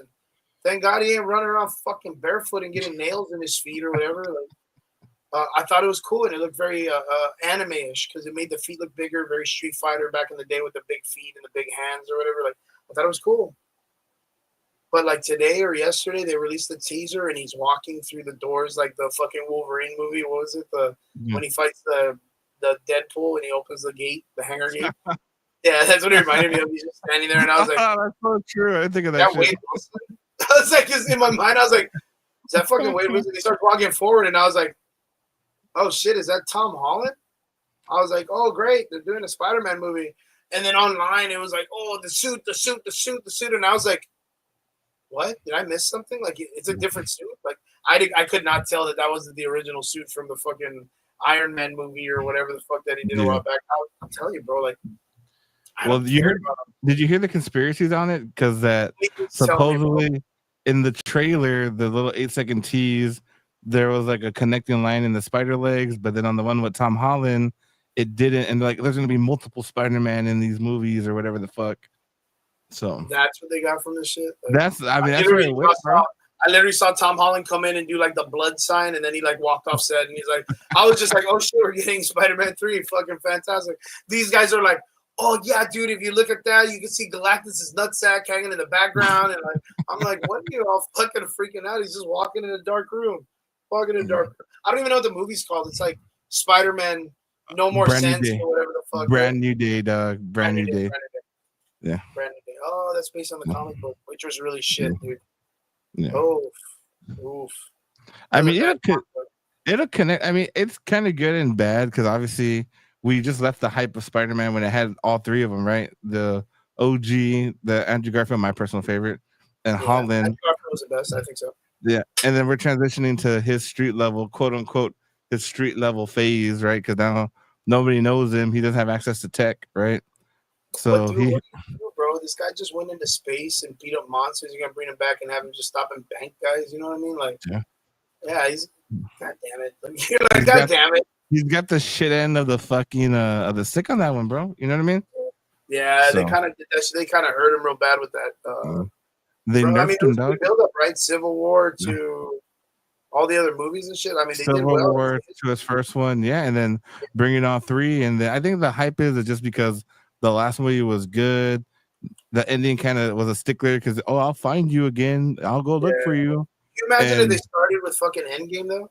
Like at the peak of like the film, and they're like, "Here he is, street guy or whatever." And you're gonna be like, "Oh no, man, Jesus Christ, he was fighting fucking aliens and all this shit in space. Now he's just back to doing library card shit and people stealing hamburgers and shit." You know what I mean? Like, oh, people stealing hamburgers. Yeah, dude. In my mind, cheese. Chuck Cheese, get over here, you fucking guy. And he's like, I don't have a job. I'm just trying to eat. I'm homeless. He's like, fuck you, bitch. Boom. You know what I mean? Like, God damn it, dude. There's a part of me that's like, I am so fucking unthrilled for whatever it is. They're gonna pull up some shit. They're gonna be like, it's because when you hurt one of us, you hurt all of us, and it's just a bunch of rainbow shit and just like this weird stuff. And, my God, man. And then they're gonna kill this guy. They gotta kill this guy. Like they're done. Like Tom Holland. You think so? Yeah, dude. This guy alone in his own personal life is like, yo, I was addicted to drinking and I almost fucking shot myself, or like I almost did this and that. Like, I think I need to take a step away from Hollywood, and it's like all this stuff. And they're like, well, you were getting railed in your last movie by a black guy, dude. Are you not happy? Like, you do Spider-Man, then you're getting like you're having a dude have sex with you on this other scene. Like, is there something wrong? Like, he's like, no, I'm just done. I'm just done. He wants to marry that chick. What's her name? Padme, or what's her fucking name? I don't even know her name. What's the chick that he's dating? The MJ girl? Zendaya. There you go. He's dating her. He just wants to get married. And then, like, yeah, she had her weird scene in Euphoria that was a little out of pocket.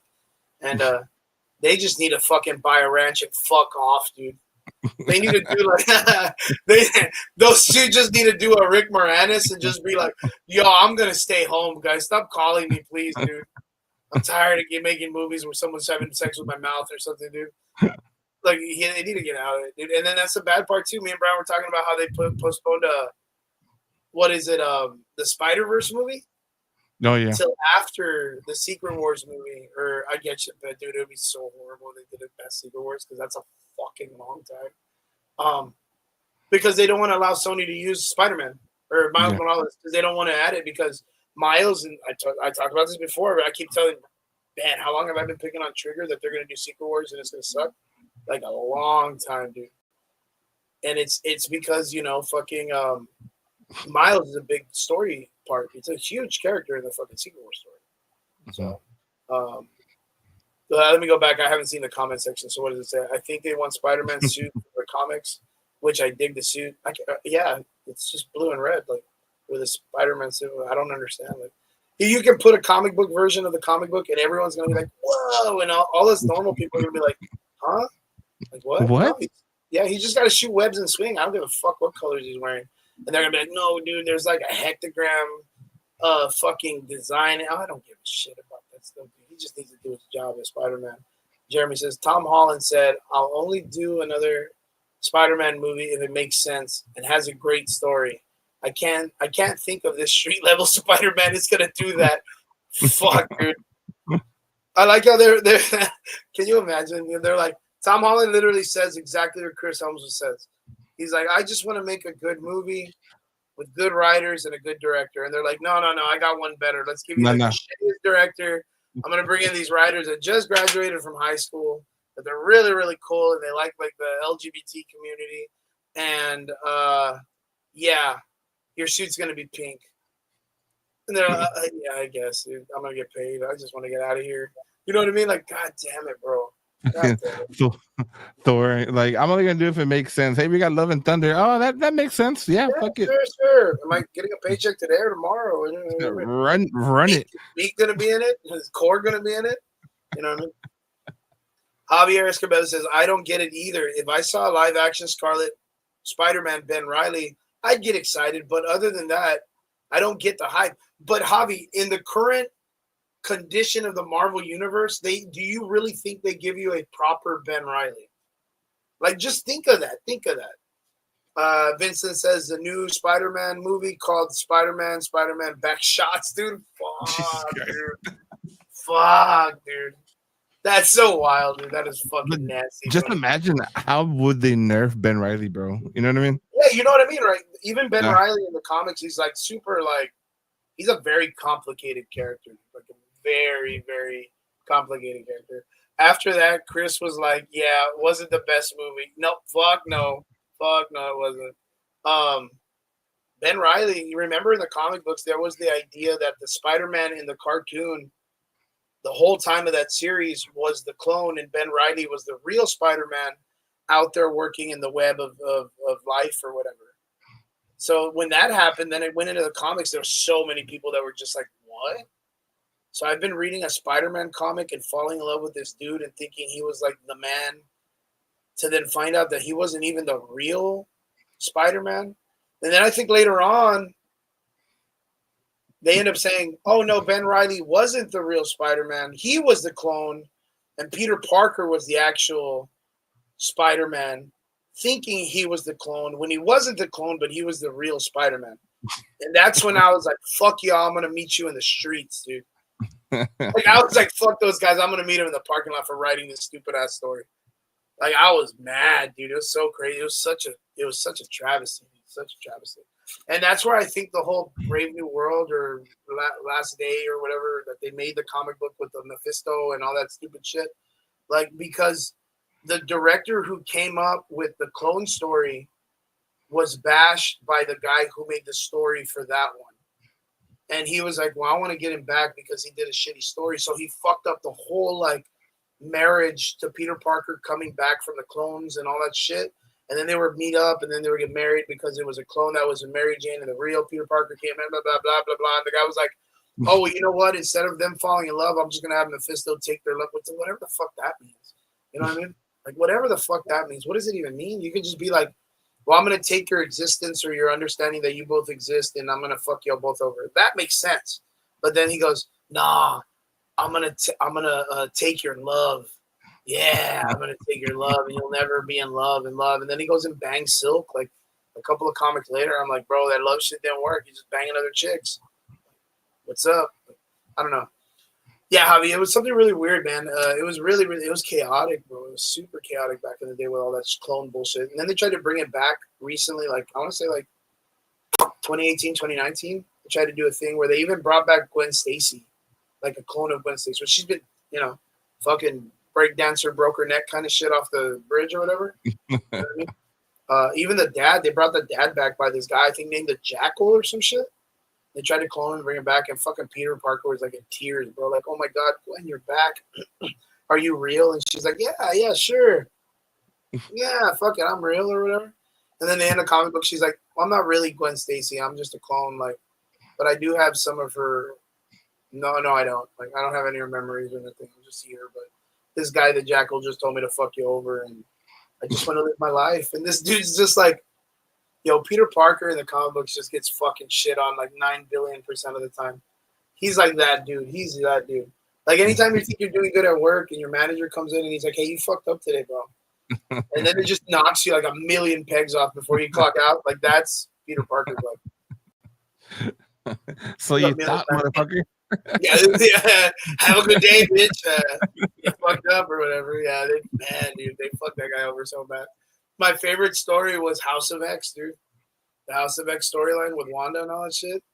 Mm-hmm. So Wanda uses her reality warping powers that are just as strong as that other guy. Franklin Richards, and gives everyone in the world their dream life. Like, their dream life. And Peter Parker in that comic book has Gwen Stacy and a baby. Like, he has the life, dude. And then here comes fucking Cyclops and the fucking, what's her name? The fucking Emma Frost with her mind tricks. And here comes this fucking kid that can make you realize you're in some fucking made up world. And here comes good old fucking 5'1" Wolverine to be like, hey, bud, this ain't real. That kid ain't real. I know you have like a whole life and a memory and Gwen Stacy's dead. And they fucking wreck his life a second time in his life, dude. That is nasty, dude. That is nasty. I'll never forget that shit. And Mephisto shit's trash. It was super trash. But like, he's just that. He's the fucking worst case scenario. It is super nasty. Yeah, you see how he's like, yeah, it was the Jackal from the comics of the cloning shit with Gwen Stacy. He's like, yeah, she was alive in like water or some shit. Like, it was so dumb, dude. It was so dumb. Just wild. But yeah, so you guys, like, what do you guys think of the new Spider-Man? I don't know, for costume or whatever. Like, I'm still confused as to who they're choosing him to fight. They have like the Hulk and the Punisher. Again, street level. Yeah, the Hulk. Yeah, sure. Street level. Yeah, dude. Sounds pretty street level for me. I can see the Punisher throwing down with the Hulk. They'll probably get in a fist fight or two. Like, what the fuck is going on, dude? Like, what are they supposed to do? It's a fucking Hulk, dude. Like I don't know. What are your thoughts? What are your thoughts on the Hulk and Spider-Man? So far, I saw that it was in the yeah. You know what? I'll look it up, dude. I think there's a cast list already. Let me see. Spider-Man. Spider-Man makes no sense. Or what's the movie? Spider-Man. Spider-Man Brand New Day. Brand new name. My bad. Let's see. I can see how you would get confused, sir. Yeah. Oh, my bad. Whoops. Whoopsie. Spider-Man, leave me alone. So they have okay, so Zendaya's in it as MJ, but I think we remember in the last movie that Mary Jane wasn't her name, right? No, it was they said it wasn't going to be, or the real MJ was going to be there, some shit. Yeah, well, apparently they have. I'm going to share my screen so you guys can see it. Just don't want to share the wrong screen, if you know what I mean. Wink, wink. No, oh, no, I'm just kidding. I'm a blind person, guys. Sadie C, dude, girl from Stranger Things herself, Max. Of course, pale skin, red hair. We know who that is. No, you ain't wrong. Yeah, it's Mark Ruffalo. No, I'm just kidding. Now, Mark Ruffalo's here, of course, the greatest, whatever he is. But Liza Colones Zayas, I don't know who this is, though. And then we have, actually, you know what? Who would you kind of consider this to be right now off the top of your head? Who do you think this could be? Bro, I don't know too much of the fucking multiverse there. No, this is Spider-Man, bro. Spider-Man verse. I think this person's just. I think they're not part of the multiverse. Yeah, this is. I think. Correct me if I'm wrong.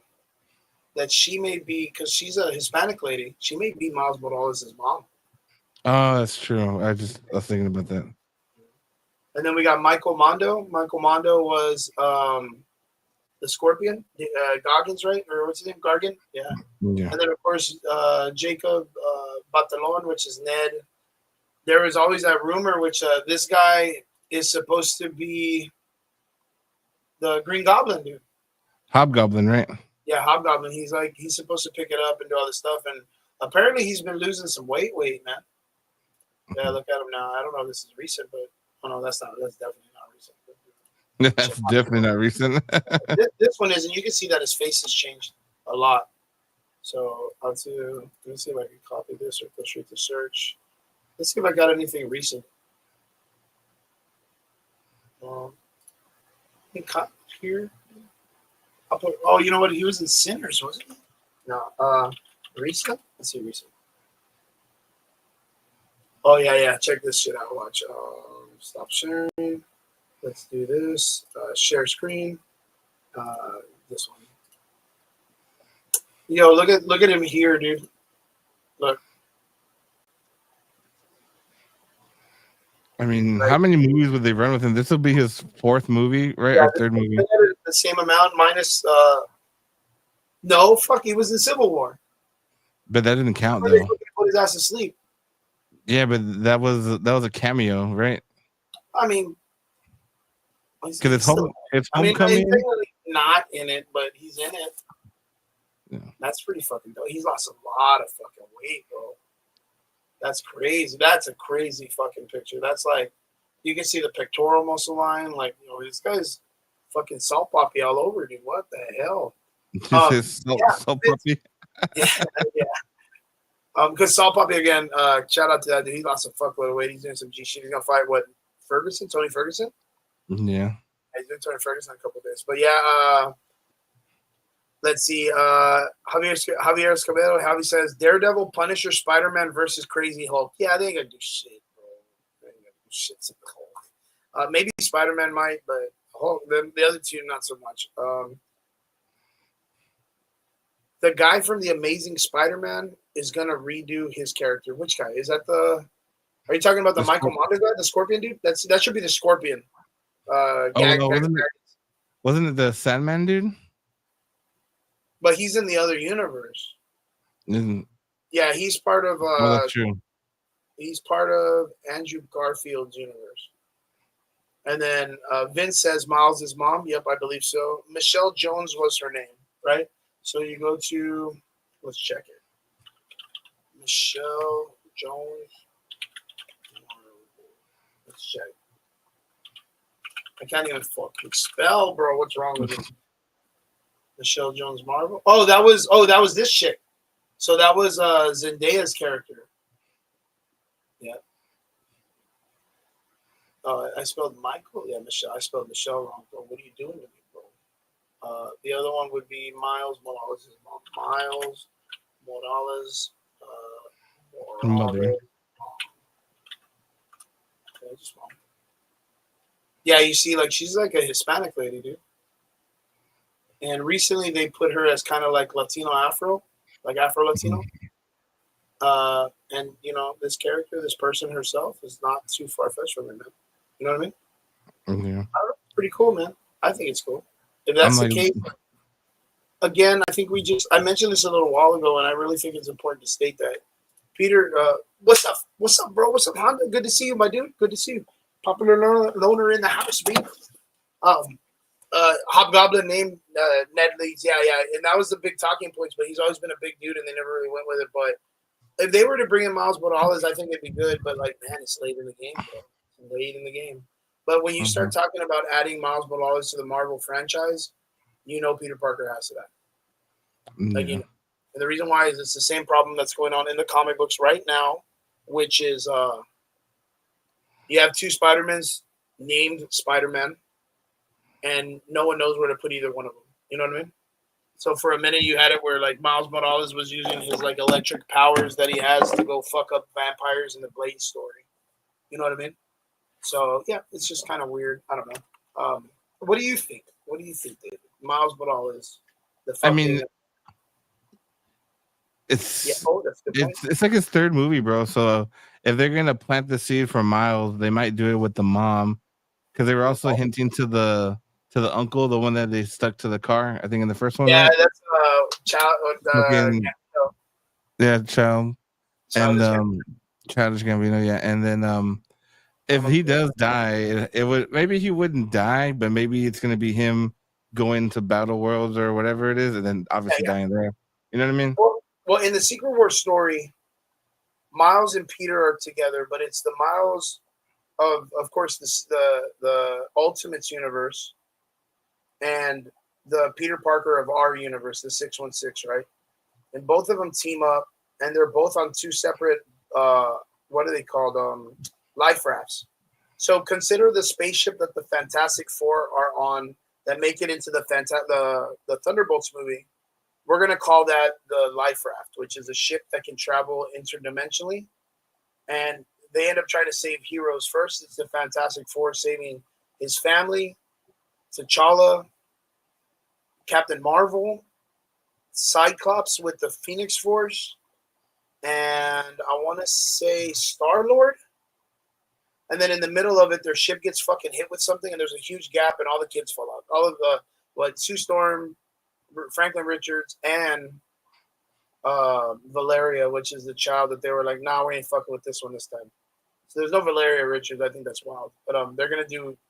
You watch, bro. They're gonna fucking do this. I hate them for everything they do. They're gonna replace Valeria with Ironheart. You think so? 100%, bro. Marvel is stupid as fuck. Stupid as fuck, dude. And Valeria is supposed to be the smartest human being, like, on the world, like in the world. And then it's what's her name? The Black Panther chick, Shuri. And then it's Reed.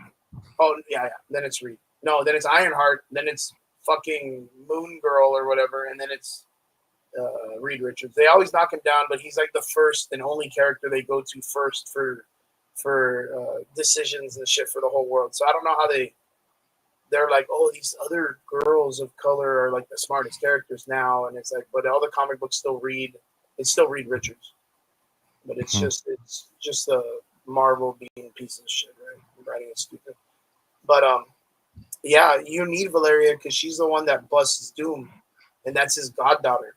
So there's even a part of me that a lot of these people, you know, like we were talking about earlier, the ending scene to the Fantastic Four movie, right?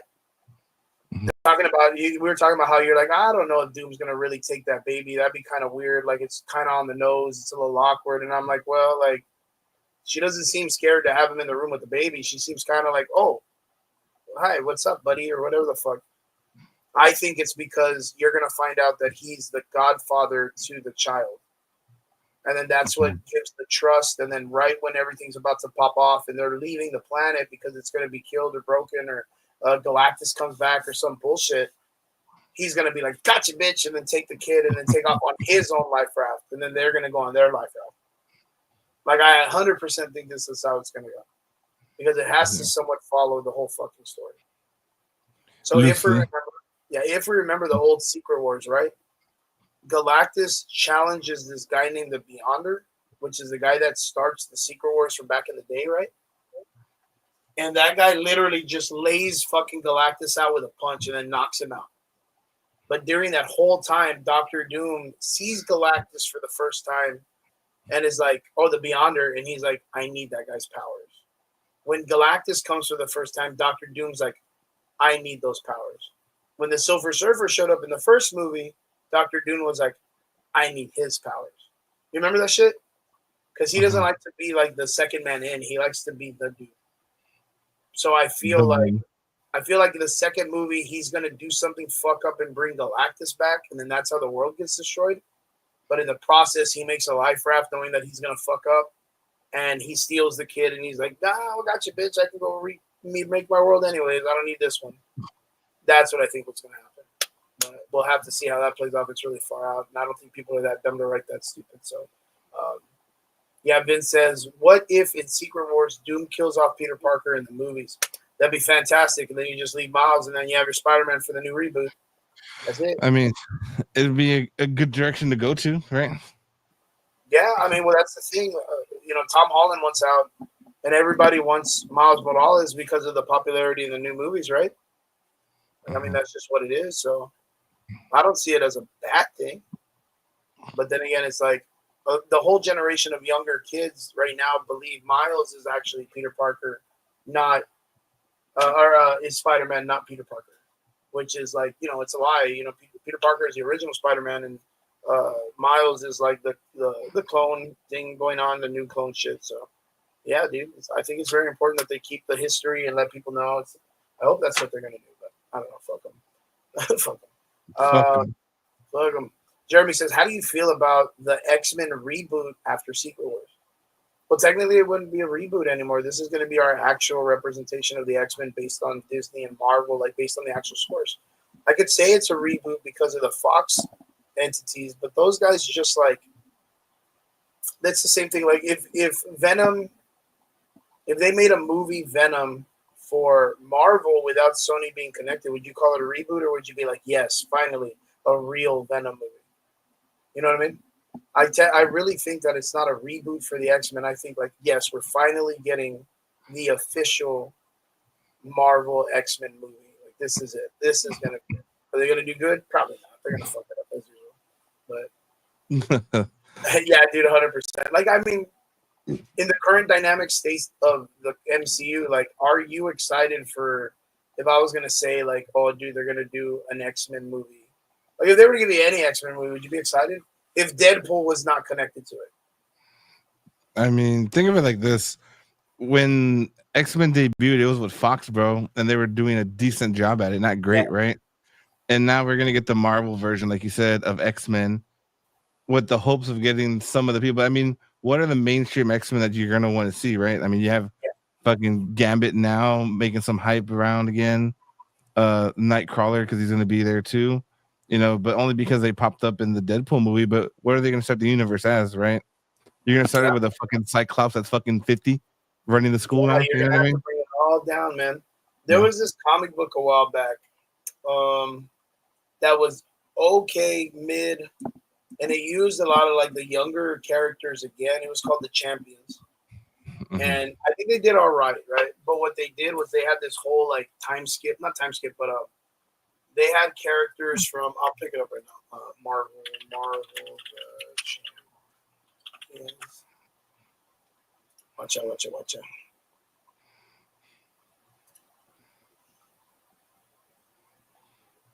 I gotta keep it here. I'm trying to find it. Okay, here we go. This is, I guess, the best representation of when the comic books first popped off. You had a young Cyclops. You had Miss Marvel, who is now an X-Men. You have Nova, Sam Alexander. You have Viv, the daughter of Vision, and Wanda, the first one. You have Miles. You have Amadeus Cho as the Hulk. Like, that's a pretty interesting roster. There's some other kids, too. There's Falcon. There's the Wasp, or the daughter. There's the Patriot. Amadeus Cho looking weird as fuck. There's Ironheart. No one gives a fuck about. Here's the only Mexican in the group, the Lotus, Red Lotus, I think, and then Viv, and then whoever the fuck all these other weird kids are. But you know what I mean? Like, there they are. Like, yay. Like, you can see where they may use a couple of these characters in an interesting way, but, like, there's some X-Men there, and there's some other parts where the X-Men come up.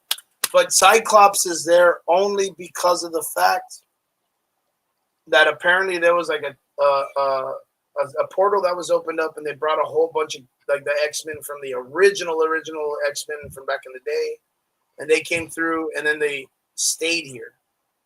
Like, they were like, what do we do, or whatever, and then, yeah, hey, we got a bunch of Teen Titan kids we can put you with, and there you go. But in your mind, you're like, yo, Cyclops is, like you said, like, he's like 50 in this world, bro. Like, it's weird to see, like I'm not gonna fucking talk shit about it, but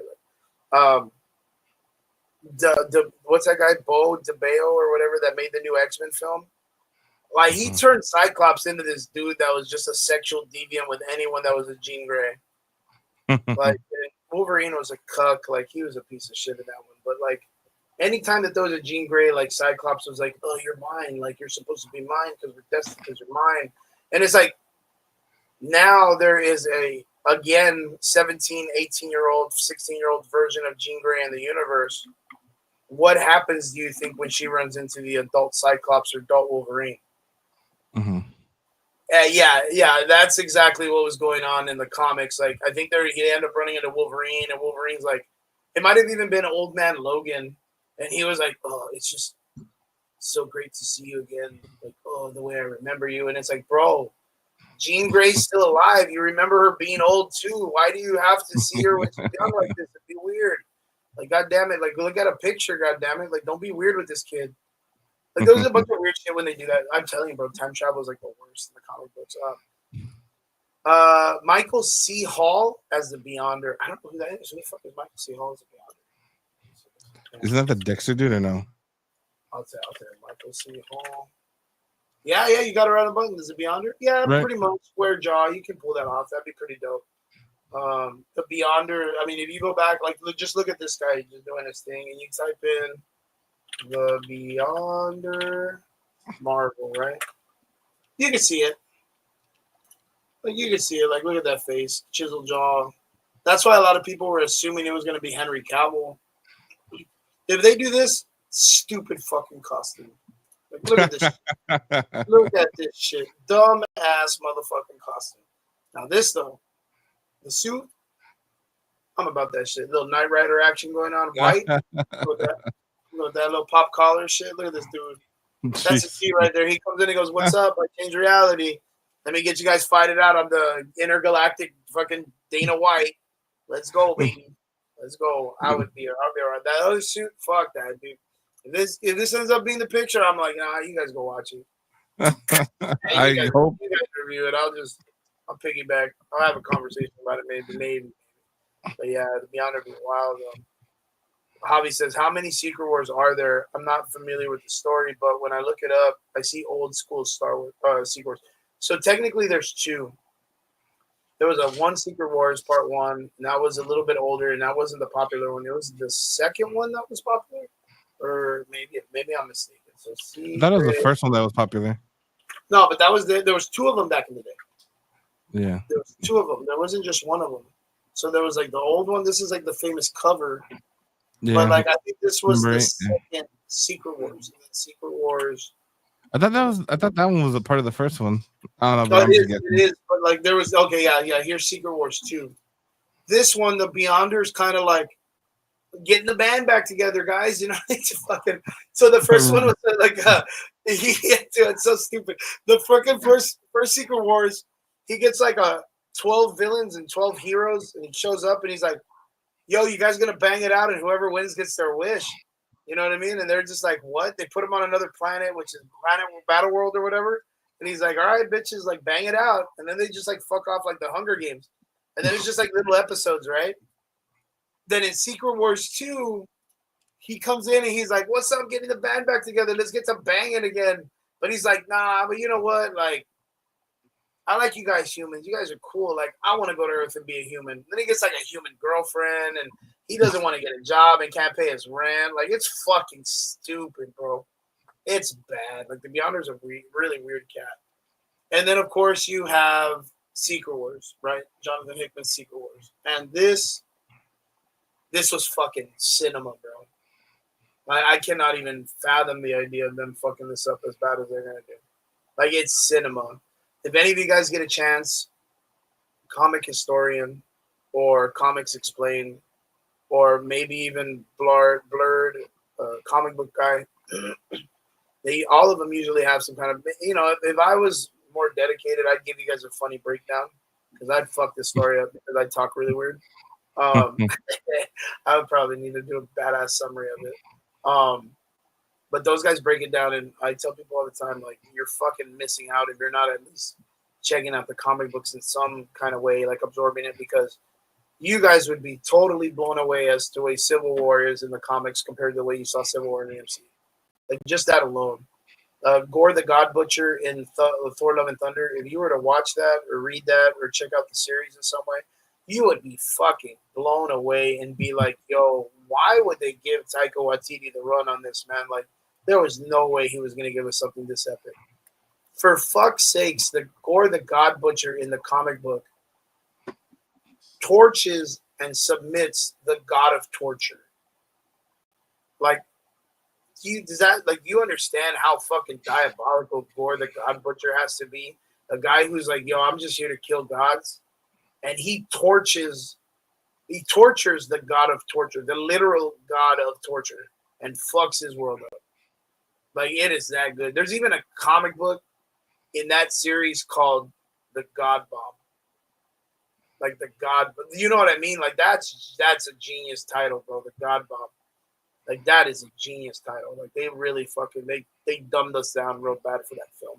But, yeah, Hickman gives us one fucking amazing run on this, which is, you know, what we are kind of anticipating, as in the sense of, like, me and Trigger and Brian, as to what they're supposed to give us. Like, to what they're supposed to give us. Like, we just don't want them to fuck this up. And they are. Marvel, if you're watching this, which I doubt you are, you're going to fuck this up. And if you are watching, fuck you. Yeah, if you are, fuck you. You need help, just call me, bro. I got you. I'll go out there and I'll help you write some better shit, man. You don't gotta even pay me that much. Pay me like I just want royalties, bro. I just want royalties. Man. You can pay me in corn dogs and royalties, bro. Shit, corn dogs and royalties. Damn. You're fucking goddamn, man. I'll make it work for you. Javi says, was that the Spider-Man black costume in that one? Yes, actually, that's where it even originated from, and it wasn't even a Venom outfit. It was just created in a weapons-making device that could amplify each character's powers. Apparently, like, you know, MacGuffin, they just go up to it and they're like, oh, my powers are this, this, and this. They print it and boom, it gives it to him. And his suit just turns black.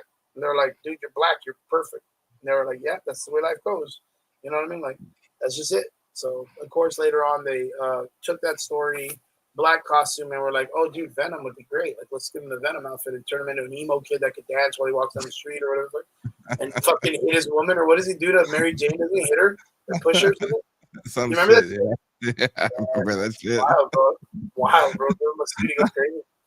I don't know who the fuck I was. I was talking to Nick about that on our podcast, bro. We were talking about, hey, which is the best Spider-Man? He's like, oh, the first one.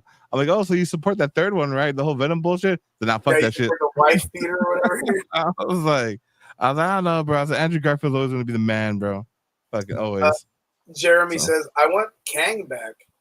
And to erase the part of Ant-Man from my memory. Fuck, that's not going to happen, bro. Bro, Kang, you know. God damn it. I like that part in Ant-Man, bro, when he's like, I am Kang. And then that was the only, like, and then ants beat the shit out of him or whatever. Yeah, you control ants. I'm like, damn. And then he fucking loses. I'm like, all right, you fucking with me, right? Like, This is what we're doing. Yo, Javi remembers, bro. He should have married that chick, bro. He wouldn't even been fucking his life up, man. She was a way better chick, man, than that fucking Mary Jane chick in that movie, man. That chick was retarded, man. That chick, the landlord's daughter, that was like, "Hey, Peter, I brought you cookies," and he's like, "Sup, bitch," or whatever. Like, go make me a cookie, or like, he would have been super good to her, dude. Like, that would have been his Helga or something. Forgot her name. She had a weird Russian name. Is that like that fucking Starship Troopers when they talk about Dez? Oh yeah, dude. We were talking about Ibanez and Dez, right? Where like this chick's like, "Hey Rico," like she's standing next to the picture of the fucking big window, and she's like, he's all like, "Hey, what's up? Isn't it beautiful? That's why I gotta break up with you," or whatever. And we're like, "Damn, bro, Dez followed this fucker all the way to infantry training." I was like, and he's like, "Whatever, Dez," or whatever. Like, and then later on, he's like, "Oh yeah, she's a girl." Oh yeah, like you know what I mean? What a fucking idiot. They wrote it so dumb. I love fucking great, bro. Johnny Rico, you're out there, bro. Let's play Casper, and I'll play the game with you, dude, I promise. Shit. What do you think about Kang? I didn't like Kang. Like, I didn't like the idea of Kang. Like, Jonathan Majors as the actor did well, but like that character is just so fucking messy, dude. Like, I mean, I think it did good when they were like incorporating it with Loki and the Council of Kangs and stuff. I think they really dropped the ball on Ant-Man, obviously, right? As a standalone, but I think because they built up the hype so good and they didn't focus on Ant-Man like they should have. You know what I mean? Yeah, sure. If they had done a better job producing than Ant-Man and so forth and saving the mom, or even they just fucking left the mom there, bro. Like, because at that time it was the whole thing with the Shang-Chi. Oh, the rings are beeping. They're sending the signal from another thing. You know what I mean? It was very gappy. Like you would just connect your own dots, and then once they started connecting dots, it just didn't make sense. You know what I mean? Yo, but I mean, even with that, like I told people a long time ago, like the very first mention that anyone had ever told me, like, "Oh, Kang's gonna be the big baddie," I was like, "Yep, they're gonna fuck it up, dude." Because even during that time, I thought we had barely got in like 2015, like a coherent Kang story that made some sense. Other than that, the only thing this guy ever did was he came back to unfreeze Captain America to make sure that Captain America on the timeline always makes it to where he is the king in the future. Like he ends up conquering. That's the whole thing about King the Conqueror. But he needs for everything to play out. And there was like the stories where like, oh, Captain America wasn't thought out and superheroes are different. And he always comes back and he's like, "I came to free Captain America, who's necessary for Kang the Conqueror to conquer in the end." And I'm like, all right, Saturday morning cartoon, chill the fuck out, bro. You know what I mean? Like, so when they were like, "Oh, dude, Kang's coming as a major villain, he's gonna be the next Thanos," I was like, how, bitch? Like, tell me, like, how is he supposed to do that? But there was a comic book where like they had it to where Kang was constantly coming back as like all of those different characters in the ending of the film. Man, I don't even give a fuck about all their names. And then they run into Iron Lad, and Iron Lad was a version of Kang from the Kang who ends up being like Iron Man or some shit like that. Yeah. And then he ends up being like, "Well, I'm a hero, bang, bang, bang," and fucks them all over in the end, right? Mm-hmm. But even with that, I was like, yo, who the fuck cares about this guy? Like, how interesting, I guess, people will give me this shit, because even the movie sucked. How interesting is it to know that there's a dude with a chair that can go anywhere in time and knows exactly what you're going to do and when you do it, and hits the writing spot where the writers are like, "Oh yeah, well, Kang fought Iron Man and knew he was going to lose, so he just went 3 days back and fucked him up in elementary or whatever." You know what I mean? Or they got his fucking parents to just not meet. Like, you know what I mean? Like, that's the way they would treat this character. And of course he's a fucking joke. You know what I mean? To write a character of this caliber or this kind of nature, you would need to write and be at least somewhat knowledgeable in like some type of quantum physics. Like, you would need to know how to like transcend time and then know how to like intertwine that into a very cool story. Like all these Kangs fighting each other, and then at the very end, it was like Kang's mom who figured it out, and she was the ultimate of the Kangs, and like deleted one of the major ones who ends up doing something. You know what I mean? Or You know what I mean? And then you're like, holy fuck, what a twist. You know what I mean? But if you're just a fucking dude and you're like, yep, travels through time and shoots guns, you're gonna be like, wait, so you're telling me out of Kang, bro, you didn't get a kick out of him like in the Loki series and shit? Because I thought that was kind of cool. It was like the early versions, the early versions of Kang. You know what I mean? It's okay, but like, it's always like a cheap write-off to be like, oh, well, if this Kang, I forgot his name, like Robert something, or I don't know what his fucking name was, Robert Lively or Lively or something. He had like a weird name, right? Timely or something. Victor Timely, yeah. Victor Timely.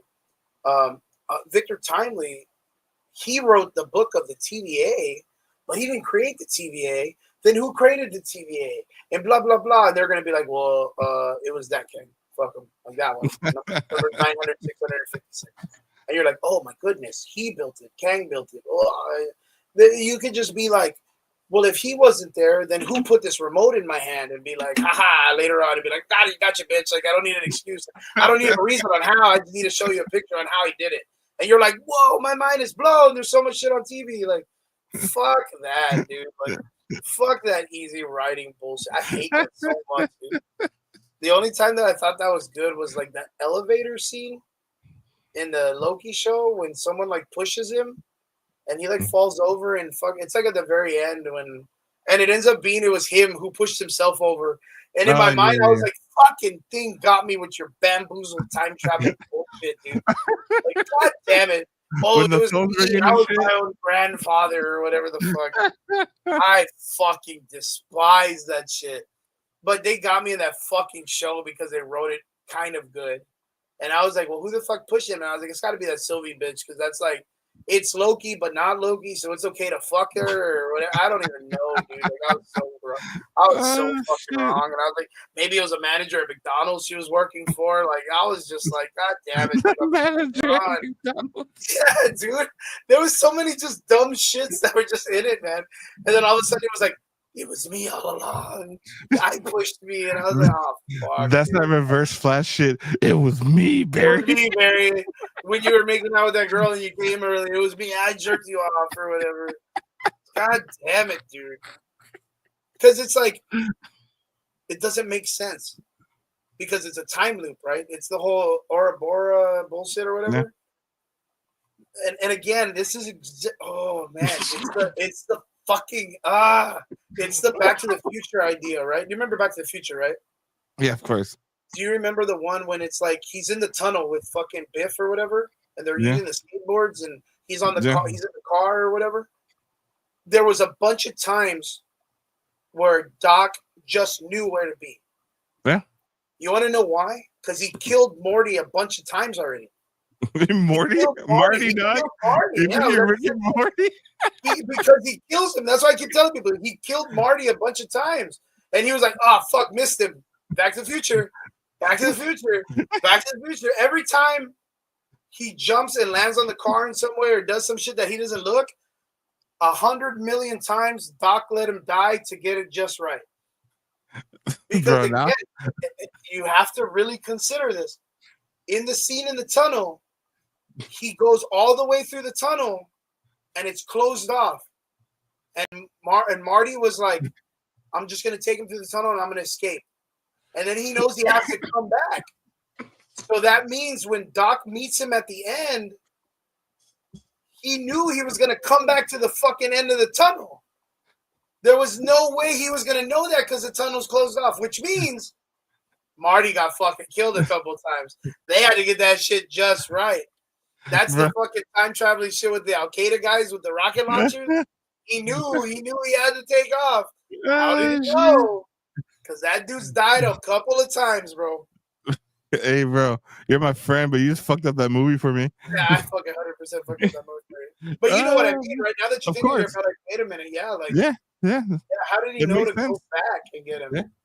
Like, how do you know? And he said, yeah, because he died a bunch of times in that movie. Now you go back and watch how many times Doc saves him in a way. Mm-hmm. Like, and that's why, because he's fucking killed him a bunch of times. That was like when he goes into the future and Doc knows exactly the size of clothes he wears. because he had probably got him there the first time and got him killed or beat up and killed. And then he had to be like, oh, fuck, I got to get him a costume. You know what I mean? Like, oh, fuck. You know what I mean? Like, oh, shit. It's just a bunch of fuck ups over and over again. Doc just killed a bunch of these kids. He's going back and taking them out of the timeline. Oh, Jesus, That's Kang bro. the Conqueror, bro. That's fucking Kang the Conqueror. He's like, oh, That fuck, is I got my so ass kicked by the good. Avengers. Let me go back 10 minutes and just wipe them out. You know what I mean? You catch them when they're on the couch without their fucking communicators going off. Or let me go do the Thanos, the fucking the baby. shit. Yeah, dude. Fuck, dude, I hate it so much, dude. I hate Kang the Conquering and whatever it is, Kang the Conquering or whatever it is. Like, but you get what I'm saying, right? You see how easy it is for a time traveling character to just like ruin everything, and it just be like, oh, guys, I'm sorry. Marvel did a thing where it's the Avengers. Time runs out. Kang's the villain, but the movie's only 20 minutes long because Kang just goes back and like kills their parents, each one of them, and it's just him going back and just killing all their parents. Then you're like, oh shit, that's fucking mean, dude. And then you're like, oh fuck, maybe in the future, no, because they're already all wiped out. But thank God there's like 700 other multiverses. We can just grab the Avengers from there, and then they're all. God damn it, dude! I hate that shit. That's some fucking DC Legends of Tomorrow bullshit. We pulled you off because y'all don't matter for the timeline, bitches. It doesn't matter if y'all fucking Suicide Squad 2.0. I heard last week in Reddit they had this thing going on where they were like, "Yo, Marvel is willing to pay someone $10,000 if you can give us an idea on how we get rid of all the Kangs in that one building." David, what would you do? Shit. Like when they're in the arena? Yeah, when they're celebrating, all the Kangs are coming. Like, you know what I mean? Like all the fucking infinite number of multiversal Kangs that are just hanging out in an arena or whatever. If you're putting me on the spot, bro, you're putting me on the spot with no planning. I would just want to see Galactus fucking spawn up and just start fucking them up and stomping on them, bro. Yeah. I was like, yeah, kind of like there's a thing that happens like that with, again, mind you, there's a lot of unoriginality in comic books, and with the Council of Kangs, there is a Council of Reeds and there's a Council of Dooms. Mind you, they're all the stupidest shit I probably said in one sentence before. You know, you're just like, what? Like, why would you need all that shit? You know what I mean? Like, that sounds ridiculous. Yeah, but that's the way these comic book writers, they just think it's a great idea for all these fucking idiots to meet together, even though they're the smartest dudes. The Reeds, the Council of Reeds, they have a bunch of dumbass looking versions of them. They all get fucked by these guys called the Mad Celestials. Just pop up and laser all of them, dude. Yeah. The Kangs get killed by another Kang and another group of Kangs that Kang them to death or whatever. It's stupid, bro. Like, it just sounds dumb. And then the other one was the Dooms. The Dooms are fucking, oh my God. So all the Dooms get captured by another Doom. Or is it Reed? I don't even know. I think it might be the fucking the Reed, the villain guy with the long head, the Maker or whatever. And he just lobotomizes them and keeps them in his basement. Jesus Christ! Like he's just like, nah, man, we ain't fucking around, fam. Like, this guy's out. He's a wild card. I'm just gonna cap him when he's not looking. I'm gonna fucking chloroform his ass. I'm just gonna fucking shove a needle in his eye, and knock him out. And I'm just gonna keep him standing in my basement, talking, drilling out of their mouths. Like, that's what he does. And I'm like, wow, that's kind of smart, actually, man. Kind of smart to do with a dude like that. But yeah, what would you do? So you would want Galactus to come in and just laser him? I mean, if I had to pick on what's going on now, I would feel comfortable seeing Galactus just go and trying to fuck them all up, and that's it. Like, it'd be funny if, like, since Storm or the Silver Surfer hit him into the teleporter, right? Like, let's say he teleports into that room and he just, like, squashes all of them with his ass, dude. Yeah, 100%, like, bro. Just, like, and then smears all the blood because he, like, smears his ass all through him, and they're like, oh, what's all this red shit or whatever, you know what I mean? Like, they might as well, dude, fucking ruin everything for us, please, dude. Just give us some comedy for once, bro. Give us some stupidity. And bro, just like when that. When I saw that shit, I was like, no, fucking leave him there, dude. I don't give a shit. Like, there you go. Finished it. They were just like, oh, well, yeah, we just left them in that arena they were all teleporting into. There's no way out. Like, you know what I mean? Just like, whoops, there's no way to get out of this. There's a different frequency and you just can't escape. You can get in. We call it the portal of Chinese finger trap or whatever, where you put your finger in and don't take it out. Welcome. Fuck them. And they're like, no, we're all trapped and shit. Fuck them. I mean, they didn't really explain anything else in any of these movies. So, No. yeah, so goddamn, bro. Can you imagine that shit? Like, Jesus. in the comments it says, oh, well, Javi's talking about Vince is like David's cooking. That's so funny.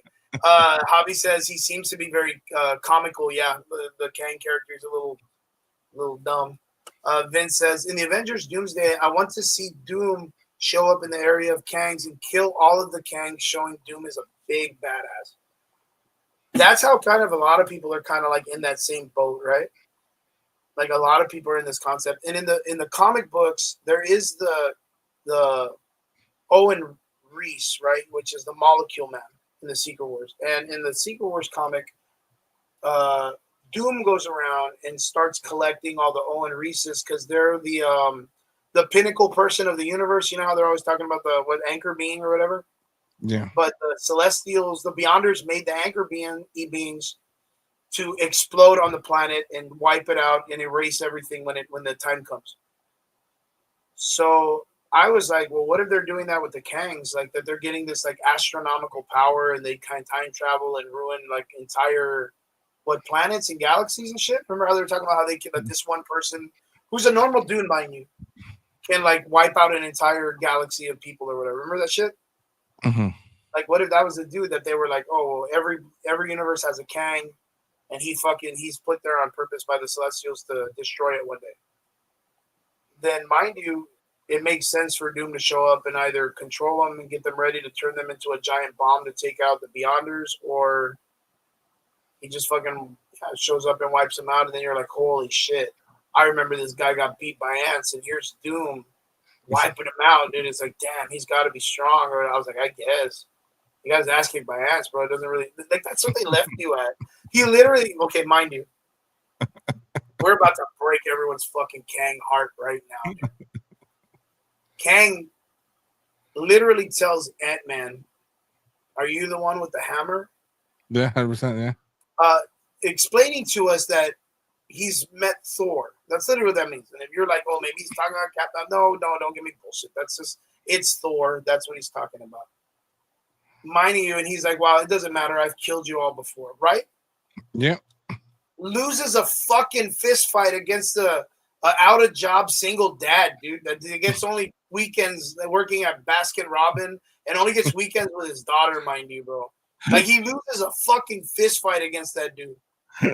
A fucking fist fight, dude. And then ants. And then fucking ants. Who the fuck is scared of this guy? What are you going to mean? He's going to meet with a bunch of his other versions and take over. Fuck, I hope he doesn't meet a whole bunch of other ants. You know what I mean? To kick his fucking ass. Or meet a bunch of dudes that fucking worked at Baskin Robbins to kick his fucking ass. Who's he tricking, man? Who's he tricking? I don't know. I didn't feel, man, they fucked that character up so bad, dude. Like, you know what I mean? Like, when you think of it that way. It was good hype, bro. So, it was good, like, leading up to it. And then, what did Kang do that Marvel was like, get ready, folks. Get ready. Kang. Brian, what's up, bro? Good to see you. How was SummerSlam, man? I hope it was good, brother. I hope it was good. Like, what did they do to sell us that Kang was this, like, overarching character that was going to be, like, the next Thanos? Like, he, again, with the idea that in his movie with Ant-Man and Quantumania, loses a fist fight against a single man, single father, working at Baskin Robbins, only getting his kid on the weekends, and then loses to an old man who can like fetch ants, bro. Like, who can play fetch with ants. Like, how is that supposed to be the big baddie? Thanos knocks all the, like, we don't even know how. He could have just swung his nuts at everybody and knocked all the Asgardians out, dude.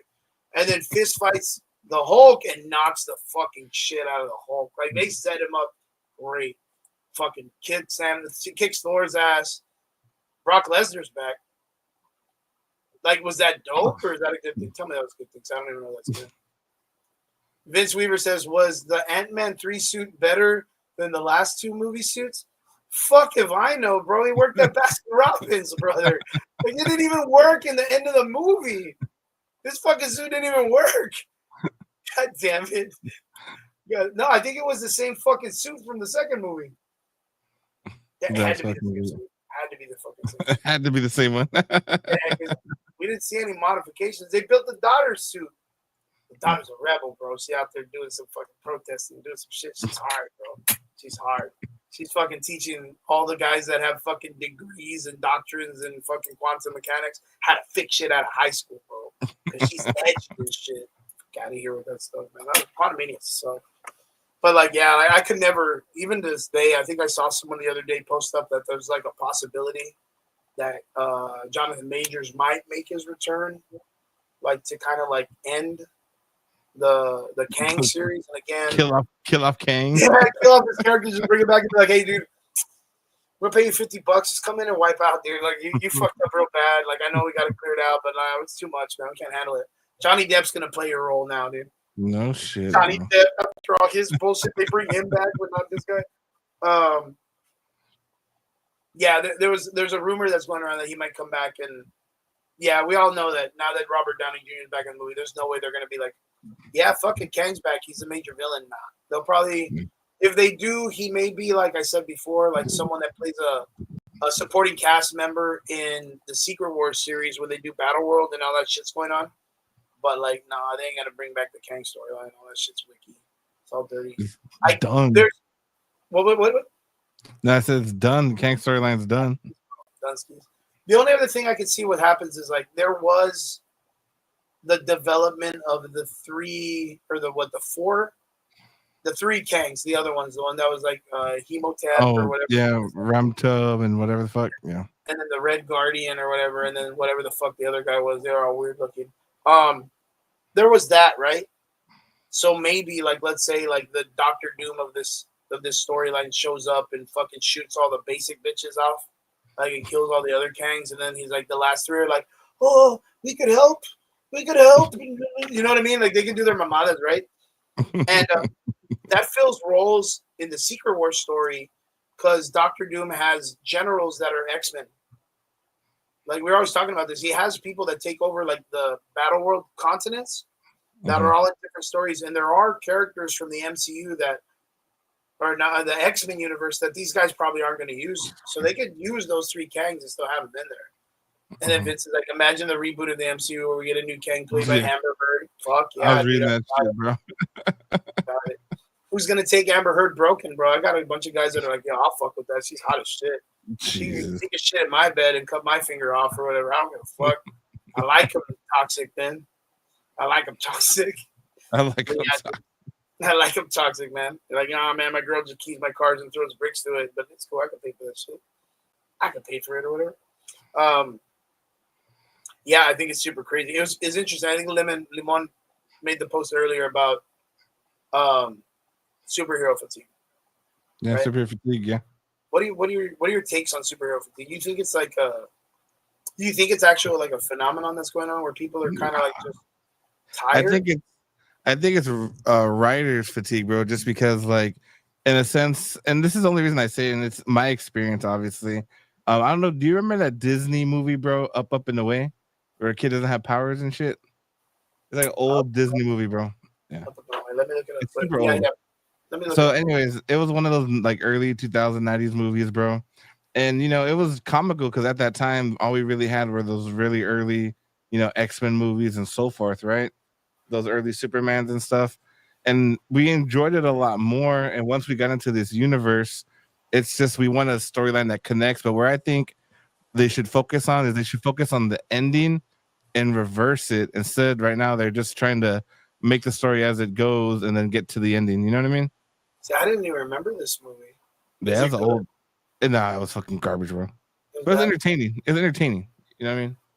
It came out like in what, like 99, 98 or whatever? Yeah, 2000. Oh, fuck. Okay, close enough. I was fucking young as fuck. You know what I mean? So it's crazy. It gave me like a whole ass like psychedelic like group from back in the day called that. Yeah. And it's called The Fifth Dimension, and their album was called Up and Away, or their song.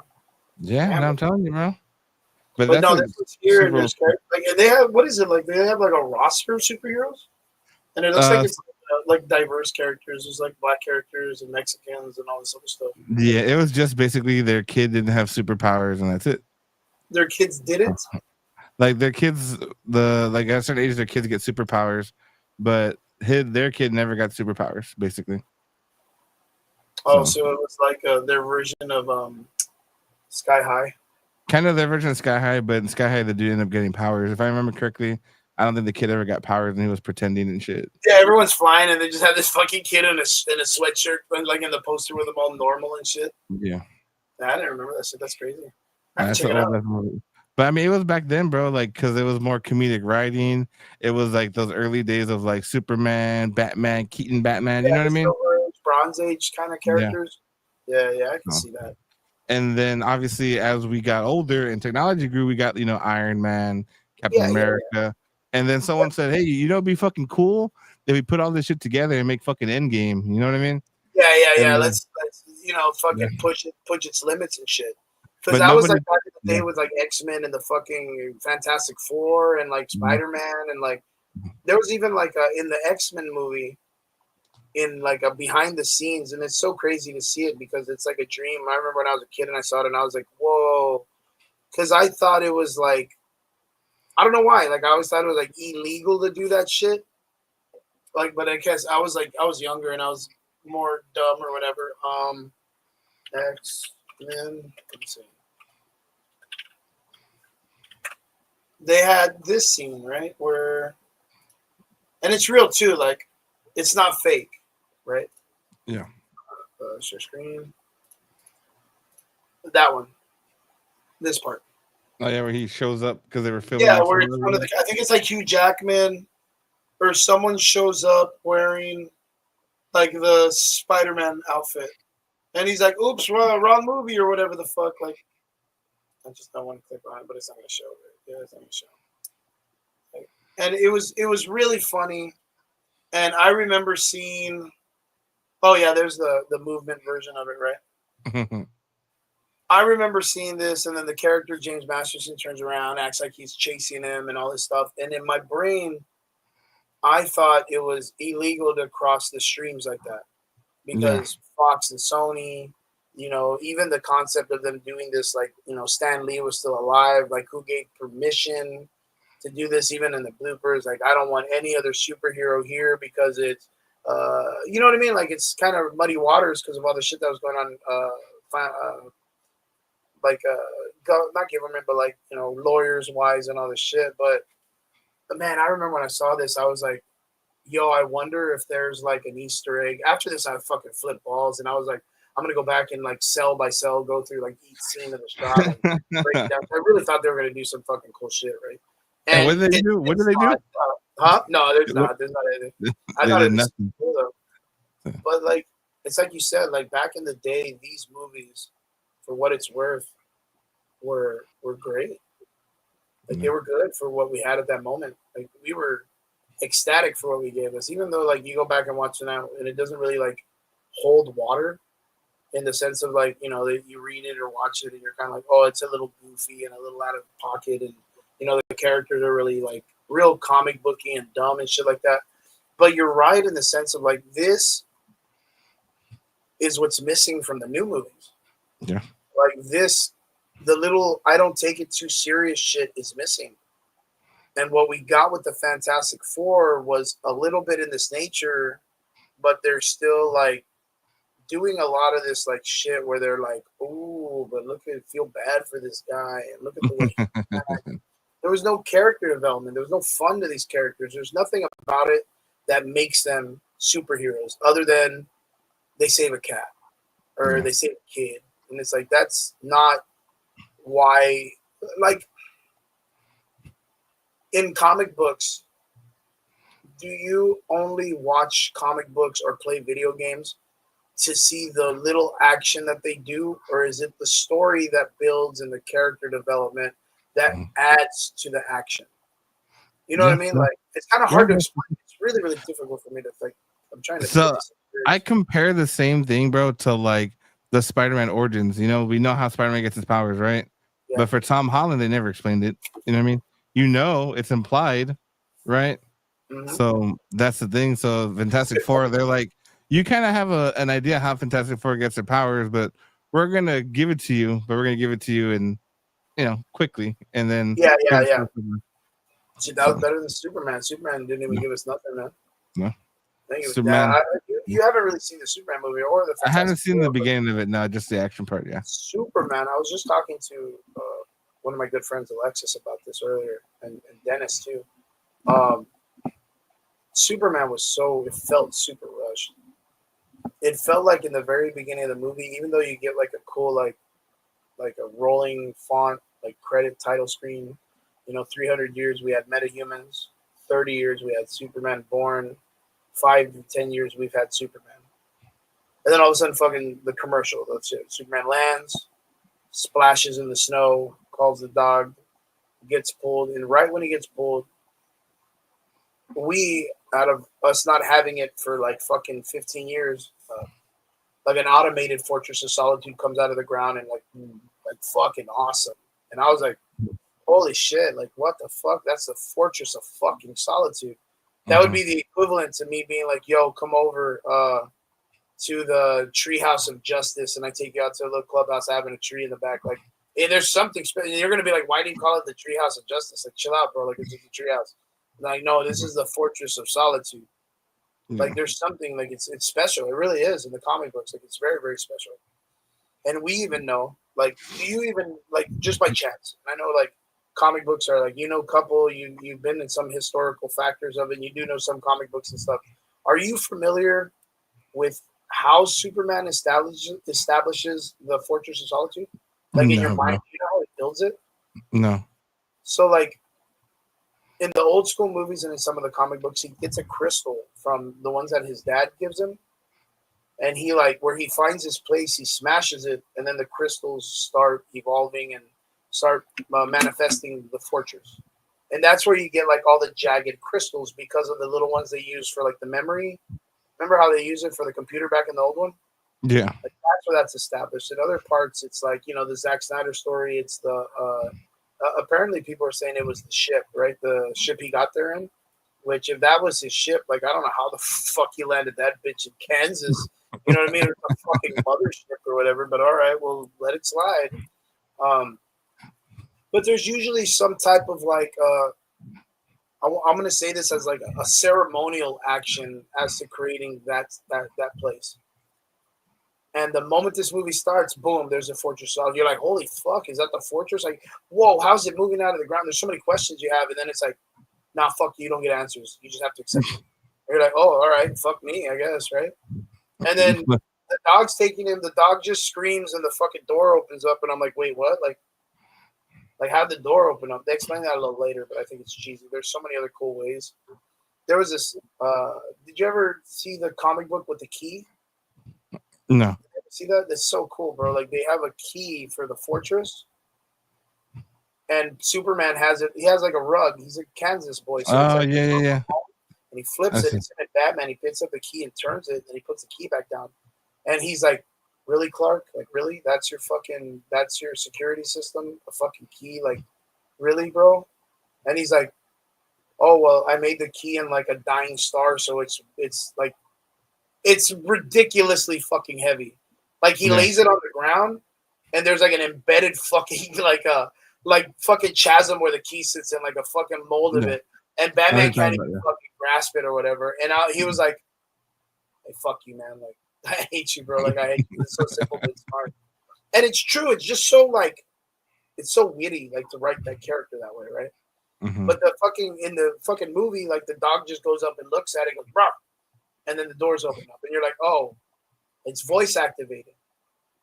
And then later on, Lex Luthor, like, literally, like, in the next two shots, like, fucking, Lex Luthor shows up and he just stands at the door with his little team and he just opens up and you're like, wait a minute, it's not voice activated. And then they're like, oh, it's because you got to have some DNA, bitch, or whatever the fuck. And it's like, well, why didn't it open? Why did it need the dog to bark when the fucking two Kryptonians were standing? It should have opened up like a fucking Walmart door. You know what I mean? Like, why did they have to wait? But that's just nitpicking, right? But the moment he goes into the fortress, which was always in the beginning of the movie, one of the villains just lands and goes, "You're right, boss. He does have a fortress. We're gonna get the address and all this shit." And he's like, "Well, get inside, bitch. Like, what are you doing?" Like, you know what I mean? And it's like, wait, how did they know that he had a fortress? Like, how did they know he had anywhere to go? Like, you would assume he's just a dude in the city. He'd probably find his apartment first because everyone knows he's practically fucking Superman in the movie. Like, you would think that Lex Luthor was smart enough to be like, "Oh, that's that fucking reporter guy, right?" Like, there's no way he's not. And just follow his ass home. Followed him all the way to fucking Antarctica, right? Like, why don't you follow him a couple blocks and get there? I don't know. There's a bunch of dumb shit that happens in the movie, man. But yeah, trekking wise, the movie's not doing. The Superman's doing almost okay, and Fantastic Four is like not at all. We're just talking about it, but yeah. Yeah, man. I don't know really what else I could kind of bring up other than, oh yeah, there's one thing. Being that we're talking about Spider-Man 1, they're already talking about developing Spider-Man 2 already. Or no, it's not Spider-Man, Superman. Superman 2 already is in development. So I don't know what that means in the sense of, like, I don't think they're filming anything or whatever, but I just think they're kind of coming together with it. But yeah, dude, Superman 2, I think they're going to do it better in the next one. Like, the next one coming up, I think they nail it. Well, I mean, you got to think of it, bro. So, like in Peacemaker season 2, they're talking about their interdimensional travel, right? So they're gonna just kind of set it up and then connect the universes. So they might be in the drafting stage if it's received well, though.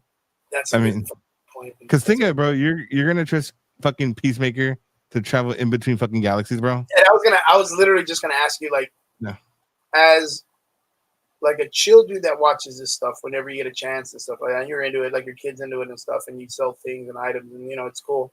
How do you feel about that? That this is where James Gunn was like, yeah, I'm gonna use this fucking idiot dude with a racist dad, and I'm gonna make him be the reason why we explain the multiverse of my current MCU, DCU, magnified me running the Warner Brothers version of the DC universe. This is what I'm gonna do. Like, this is where I introduce it. This character, this specific idiot, is gonna show that, hey, there's a multiverse. How do you feel about that? Well, I mean, hopefully, right? There's a good backstory to it, but I mean, they're playing it off the emotional part, which has always been a big DC thing, bro. Because it's like Barry, right? Barry's always running back for his fucking chick or his dad or a death, So they're gonna capitalize on the emotional part, which is understandable. But if you're gonna use Peacemaker as it, bro, it's like using Ant-Man, dog. You know what I mean? Yeah, to do some stupid, like even worse than Ant-Man. When he rang the fucking doorbell and he's like, "It's me, it's me." You know what I mean? Like, it's the same concept, bro. In my brain, it's literally, if you were gonna use, like, I don't know, bro, like the Mexican guy in Ant-Man to explain there's a multiverse. That's what Peacemaker's situation is like. Like, he is such a low level. He just carries a gun, like just a normal fucking dude. And this is how you're gonna establish like the Shazam doors situation. Like, this is the shit like you're gonna do. Like, give it to Wonder Woman. Give it to fucking Dr. Fate. Give it to someone, Constantine, for fuck's sakes.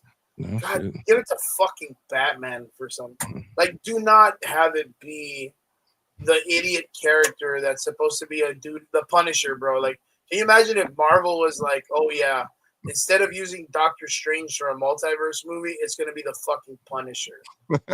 You're gonna be like, what? No shit. What? Like, even Daredevil, dude. Like, fuck, even Daredevil would be a fucking worse idea. You're not gonna do that with a street level character as an idiot. Yeah. But there's James Gunn. Hey, you never know, bro. I mean, I don't want to diss it. I don't see it right now, obviously, right? But I mean, hey, I haven't read DC enough to understand, the writing aspect of it, right? The source material. I haven't read the source material on DC, but I know zero. I know a little bit of Marvel, but I know zero DC material. I highly doubt that there's really anything in the whole, like, 0 point teleportation or like other world shit that Peacemaker has in his fucking 3-bedroom Kentucky Fried House in the middle of Oregon. Fucking helmet. That he just has to happen a fucking closet door that goes to like the 52 universes that connect to the DC. Like, you know what I mean? Like, that's the dumbest fucking way. But it's like, this is why I despise James Gunn. Because he just has this shit where he's like, well, the entire Snyderverse failed, and I jumped in at the tail end with it with Peacemaker, and I want to fucking fire every other character because I think they suck and Snyder did a bad job. But I'm gonna keep mine though. John Cena and my little cast, they were fucking amazing. I fixed that. It's me. And he's like that. I'm gonna sneak him into the new universe. Blue Beetle, fuck that kid. He's out. But these guys for sure they're in it because I'm taking care of them. And they're like, but it doesn't make sense because that character was talking shit about Momoa and Flash, and they all showed up at the end. Like you chose to put those characters in, knowing that they were a part of the Snyderverse, and that's why you chose those actors. And he's gonna be like, nah, multiverse. Yeah. Like you know what I mean? Like, nah, Kang the Conqueror. Yeah. No, Kang the Conqueror. But I mean, they've done worse. I mean, they left off with the Flash, different Batman and bullshit. You know what I mean? Yeah, that was fucking horrible. But like, I mean, I haven't seen Superman. Just what I've seen, it's enjoyable. Maybe I'll feel different when I see the movie, bro. But if they have to do a really, really good job of making Peacekeeper the Loki, bro. You know what I mean? Oh like, yeah, but how, dude? Like that's even bro. I don't see the how, bro. Because at least Loki had, he was a god. You know what I mean? Yeah, I'll give him that credit. Yeah. This is literally just John Cena not wrestling. And I think that's the whole hype, bro, is because he carries so much of a crowd. He was well received in season 1. So they're like, hey, you know what? We'll just piggyback off his fame. Yeah, fuck it. 100%. This is why there's a bunch of people saying Superman is like the greatest film on the planet. Because people like that. Like they don't want to be critical and hold people that create art accountable when they make bullshit. Can you imagine? It's like that one dude that duct taped a banana to the wall and someone bought it for $3 million. Like fuck that guy and fuck that artist for making that shit up. Like let him, bro. That's the fucking what is it? Not Bitcoin, but the shit that was like the clip art shit that people were selling for a bit. What was that stuff? NFTs or whatever? NFTs, yeah. That was like NFTs, bro. Fuck those guys, dude. The Bitcoin guys or the ones that do coins that don't work, fuck those guys. Like that's all those dudes. Like it's a bunch of people that are never held accountable for their fucking bullshit actions, and then it's just a bunch of hype men around them that fucking bamboozle other people, dude. Money laundering, 1,000,000%. And he makes a good point. Javi makes a good point because Brian made a really fucking excellent point. If you look at the slate that James Gunn put together, tell me how that's supposed to build a coherent DC universe. Have you seen the slate? I saw. I haven't reviewed it, but I saw when it came out when they were introducing everything or whatever. James Gunn. I'll bring it up and I'll share with us. So, let's say it's this one. Yes, this is it. I'm gonna open this in a new, and then I'm gonna share it here so that way we can see a big. Oops. Back. Nope. Here we go. There. Wow. Fucking all over the place, baby. Go this one. Yes, and then I can go. Let me see. Did I do this the last time? Is that the circle one? The circle one, right? The circle one. I gotta go here, right? There we go. Watch. Boom. There we go. This is welcome back, folks. We're really happy about this shit. I'm gonna leave that there for a minute. That's kind of funny, but it's this one, right? So there we go. In this slate, I'm gonna move mine over here so I can see it. So here we are. Creature Commando, as we've seen. Superman Legacy, which just dropped. Peacemaker's coming. Supergirl I Drank Too Much is coming. The Green Lantern show. I drank too much. A movie called Waller, bro. Waller. And then Paradise Lost, which is probably Wonder Woman or something. Booster Gold. Sergeant whoever the fuck. Clayface, I don't know why. The Brave and the Bold, which the R is done as the first Robin. What is it? Dick Grayson. And then the authority of Nobody Gives a Shit. Swamp Thing. Blue Beetle again, part 1, not part 2. And yeah, that's part 1. So that's a remake of the first movie that we just got that no one gave a fuck about either. That everyone was like, greatest scene since sliced bread. Thank God we got it, and it sucked. I think I remember we talked about it. Like one of the sponsors was like Vicks and Sprite and the Huevo and like everything that like typical Mexican shit was like, yo, this is it. Like that was racist as fuck, dude. Like racist as fuck. Like Vicks, bro. Like Vicks is a sponsor. What the fuck, dude? And the fucking grandma was the MVP. Yeah, the fucking rana said that rana bullshit. Like I was like, that's your sponsor, bro. Like If you were to do that to any other race, people would call that shit out. Us, we just No, laugh at facts. it. Like, man, fuck those dudes. We And laugh then, because they ain't wrong. yeah, and then after they am not fucking wrong. I'm laughing because it's true. And then fucking, of course, like Teen Titans fucking. I mean, they're not even established throughout that whole shit, but fuck Teen Titans, right? Dude, Brian fucking put me right on the spot and was like, out of all this, what do you think this says for the DC universe? This just sounds like a bunch of fucking bullshit, dude. Like, even if I was interviewed, man, dude, I pray to God one day I get to interview James Gunn, and I'm like, dude, what the fuck were you thinking, bro? Like, Waller? Well, Waller? you have to think about the overall story. What's the overall story? Yeah, I am, motherfucker. Yeah, that would be like, hey, dude, I'm gonna make a Lord of the Rings fucking style movie, or yeah, Lord of the Rings, super fucking like crazy, out of pocket, fucking, you know, a bunch of shit in the description or whatever, and it starts off with the fucking poster, and it's a poster of a bag of Skittles, dude. Like, and I'm gonna tell you, oh, dude, I'm gonna fucking do 13 fucking movies like this. And it's all Lord of the Rings demographic idea of like that time frame, and then it's like a bag of Skittles is the fucking poster. You're 100% gonna be like, nah, fuck this guy, dude. Like, I don't trust this motherfucker. What the Skittles got to do with anything? You know what I mean? Like, it's an Easter egg, sir. It's an Easter egg. It's an Easter egg, guys. You gotta really Easter egg, bro. If you look at it, the fucking color of the red is off center. It's the average boy's red. And the bag of Skittles, the average boy's red, guys. You gotta just pick it apart. Skittles, the K is longer. The K is longer, dude. They're vegan Skittles or whatever. Oh shit! That means there's meat in it. What the fuck? Yeah. But yeah, I don't feel any of this shit, dude. When I saw that they were gonna do a Waller's movie, I was like, the fuck, dude. Like, we already got, and that's the thing too, bro. Like, the Amanda Waller that's in the fucking DC universe still is the same fucking chick that was in the Snyderverse.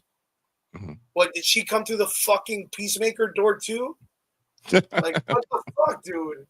Like, again, James Gunn, Brian made it very simple that he's gonna fuck it up. And I'll be back. I'll be back real quick. Yeah. I really think that what we're gonna end up doing is James Gunn, middle of this, is gonna not be making it, and I think 100% him and well, they can't though, because they're like, well, he can, but the other guy can't because they're kind of stuck at the top. But like the nature of what it is for like the fucking Superman movie, I was just talking about this the other day. Matt Reeves, with Brian actually, we're on the phone. Matt Reeves' Batman is not going to be in the James Gunn universe. They're going to choose another Batman. Mind you, the Superman with Robert Pattinson, Matt Reeves' character worked better than the Superman movie. And it's not a Snyderverse.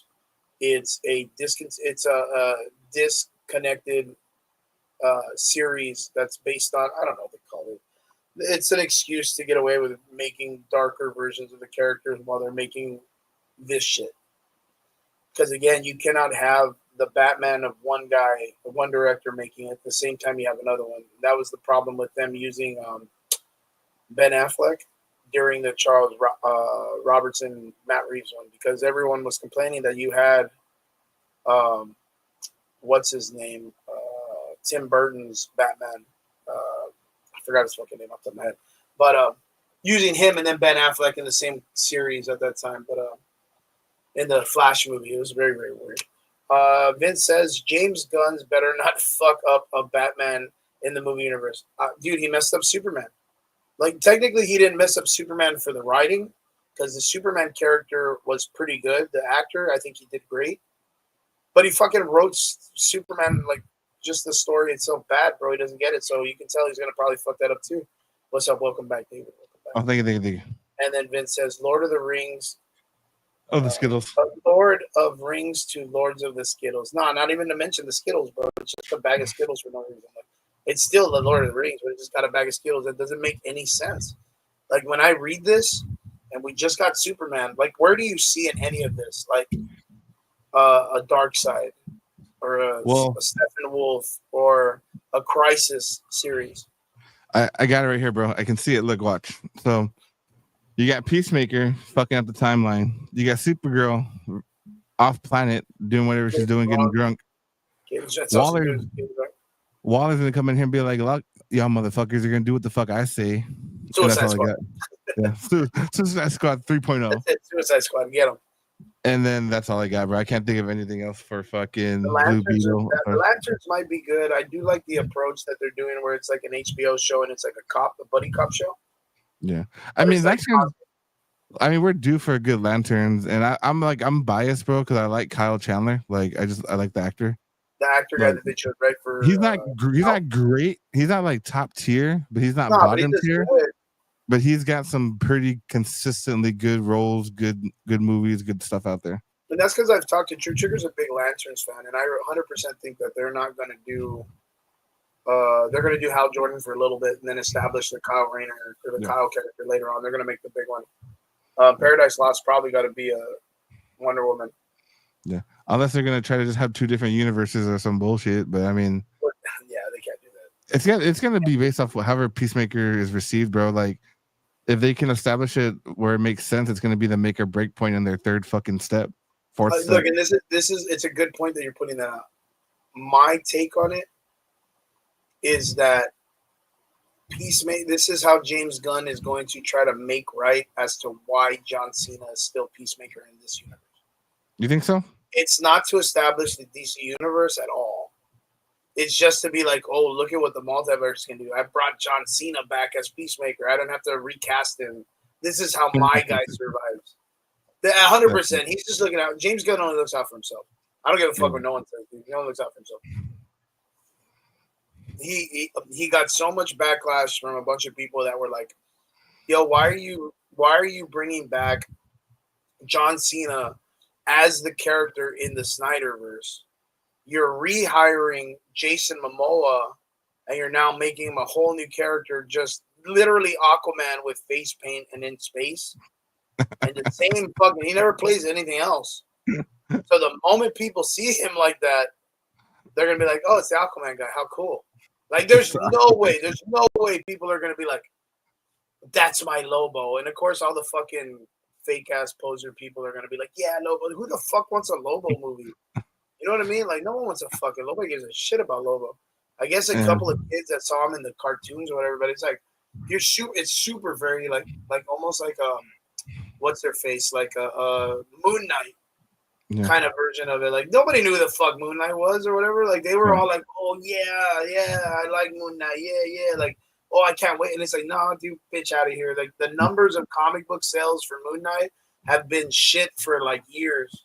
You're not gonna tell me he's like a fucking super popular and everyone knows who he is and loves him for no fucking reason. Like, that's Lobo. That's 100% Lobo. And so, the fear is, bro, is if they introduce everybody too early. You know what I mean? Yeah, like, especially like weird characters. Yeah, exactly. Like some of those that are like pulling holds or for longer runs. Like, yeah, I mean, you have to, like, Teen Titans, you're gonna introduce Cyborg, you're gonna introduce the fucking all the bullshit, but like, how are you gonna get there? What's gonna be the next step? You know, what's gonna be? Even with them, with the Teen Titans film, that's like a Avengers movie. Yeah, right. Basically. All of these characters are somewhat explained about in other series. Like, yeah, like, where do you put? That's a fucking great comment. Like, Jesus Christ, like, where do you put Cyborg in any of these movies that we're gonna get him in Teen Titans, or at least establish somewhere where he belongs? Yeah. Like, who the fuck cares about the Authority, really, bro? I was just about to ask you what's your take on Booster Gold. I don't want to ask because it's so stupid of a question. Javi in the comments was like, "Yo, Kraven the Hunter was like the fucking equivalent, dude." Like, yeah, no shit. Yeah, it just didn't make any goddamn sense, man. But like, okay, what's your take on Booster Gold then? Like, I mean, like, being that you barely know DC, right? And here's the lineup. Oh yeah, James Gunn, get us excited. Like, and then you see Booster Gold, and you're like, "Do you know Booster Gold?" I don't know too much. I'm looking them up right now. Yeah.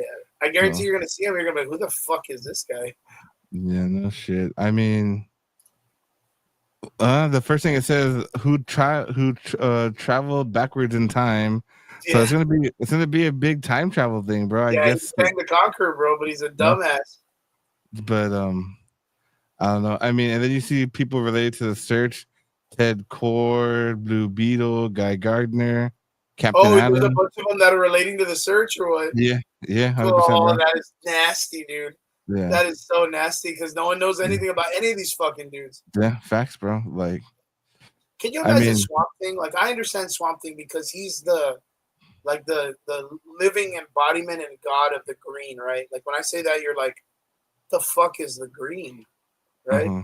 The green is like Mother Nature, Earth as a magical entity in a living embodied form. He's the guardian of the green. He has to protect Earth as an entity. Like, and Okay. then Poison Ivy is like supposed to be like the queen, but they're Uh-huh. not related at all. Like, there's no relation. Like, they meet each other later, and Swamp Thing's like, I love you. You're like the living embodiment of nature. And Poison Ivy's like, well, I like pussy, and Harley Quinn's my girl.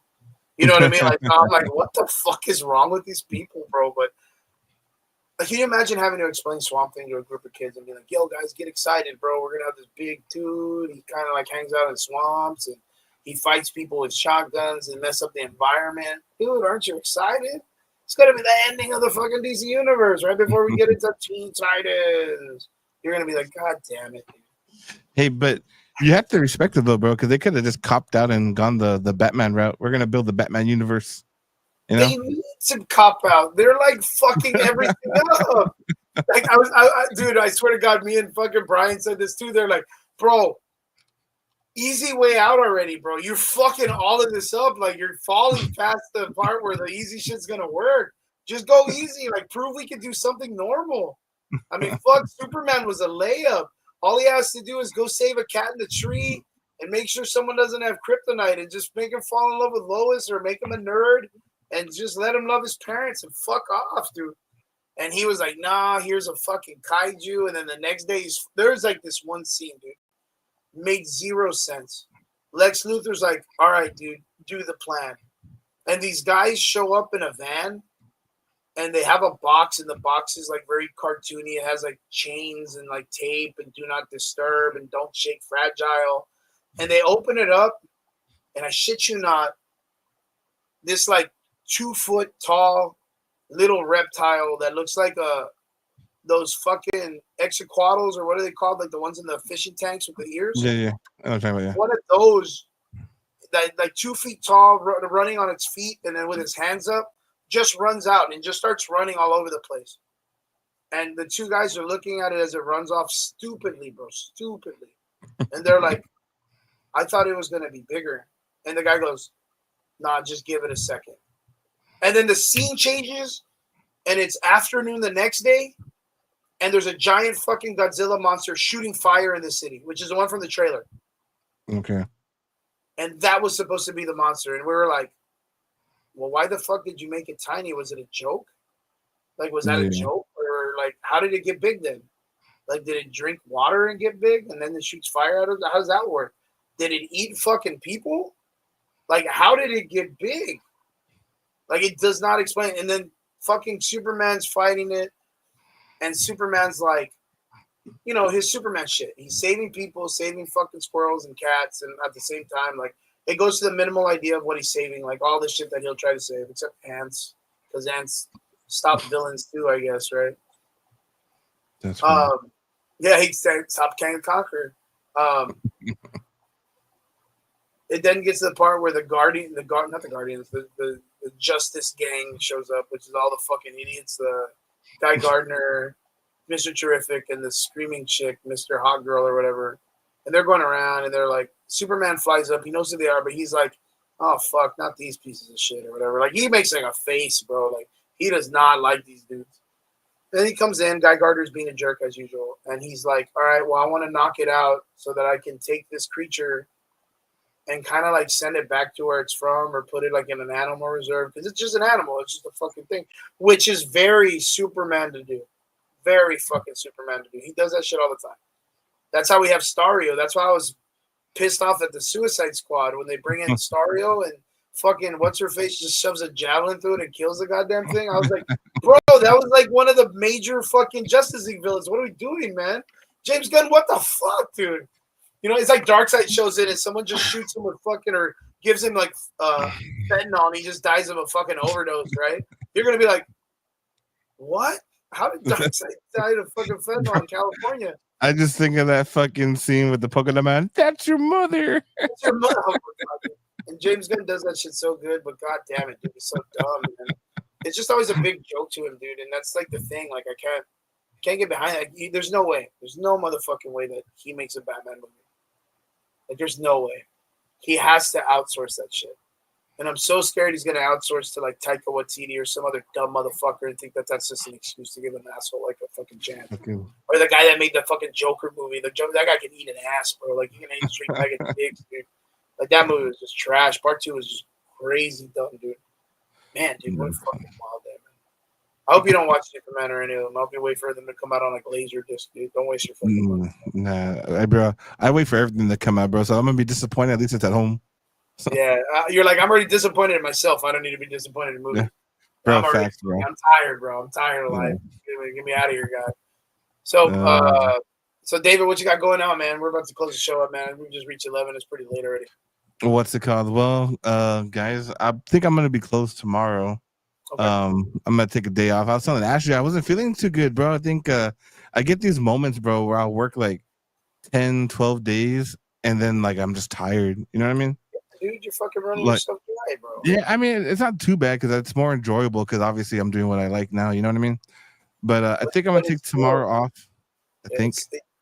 Well, the thing is like for me, right, with the gym is like I love, you know me, dude. I love the gym, but there's just days that it just X the fuck out of me, bro. And I got to get out of there in some way or go do something or just like I don't know, fucking stare at ducks at the pond or just I got to get away from it. Like, this week has been rough too, like that. Like, but yeah, man, like you need to take your time, David. Like it's like I said, if you're doing like fucking 10 days or some shit like that, like what are your hours like? Are you doing like big hours too? So like it just depends because I'll either start at 12, 1 or 2. I try not to start no later than 3. But what's it called? So like I'll just say I start like at 1:30 after lunch, get Adam situated or whatever, right? And so I'm basically running 1:30 to 8. What up, Joe? And but I don't know, bro. Like I think I'm gonna take it off. I probably won't. I'll probably come for just 1 or 2 hours or whatever. And that's it. But definitely, bro. Like I got the podcast with Danny coming up, so check out Adam Collections, guys. Danny, RGV Sports Show, Wake and Break on the 16th. Always a cool dude to talk to, entrepreneur, all that good stuff. And then I have a secret guest coming, so I'll announce it here. It's gonna be Johnny from Poppin' Sons, the other uncle guy. Yeah, good old Johnny. Johnny, man, that's good shit. So, man. That's good. Are you gonna interview his son too, or is it just him? I mean, I'm gonna invite him if he wants to bring his son. It's fine. I got the one mic which I could put in between them. You know what I mean? Yeah. So it could be him or his son. It could be both. I mean, I just want to get the guy on. He's doing good things. Danny Virel, it's gonna be Danny Virel, bro. Good old D&D memorabilia, RGV Sports Show, Wake and Break, Adam Collections, 8 p.m. on Friday. Just saying, throwing it out there. Yeah, that's what the podcast, guys. Friday p.m. Friday, 8 p.m.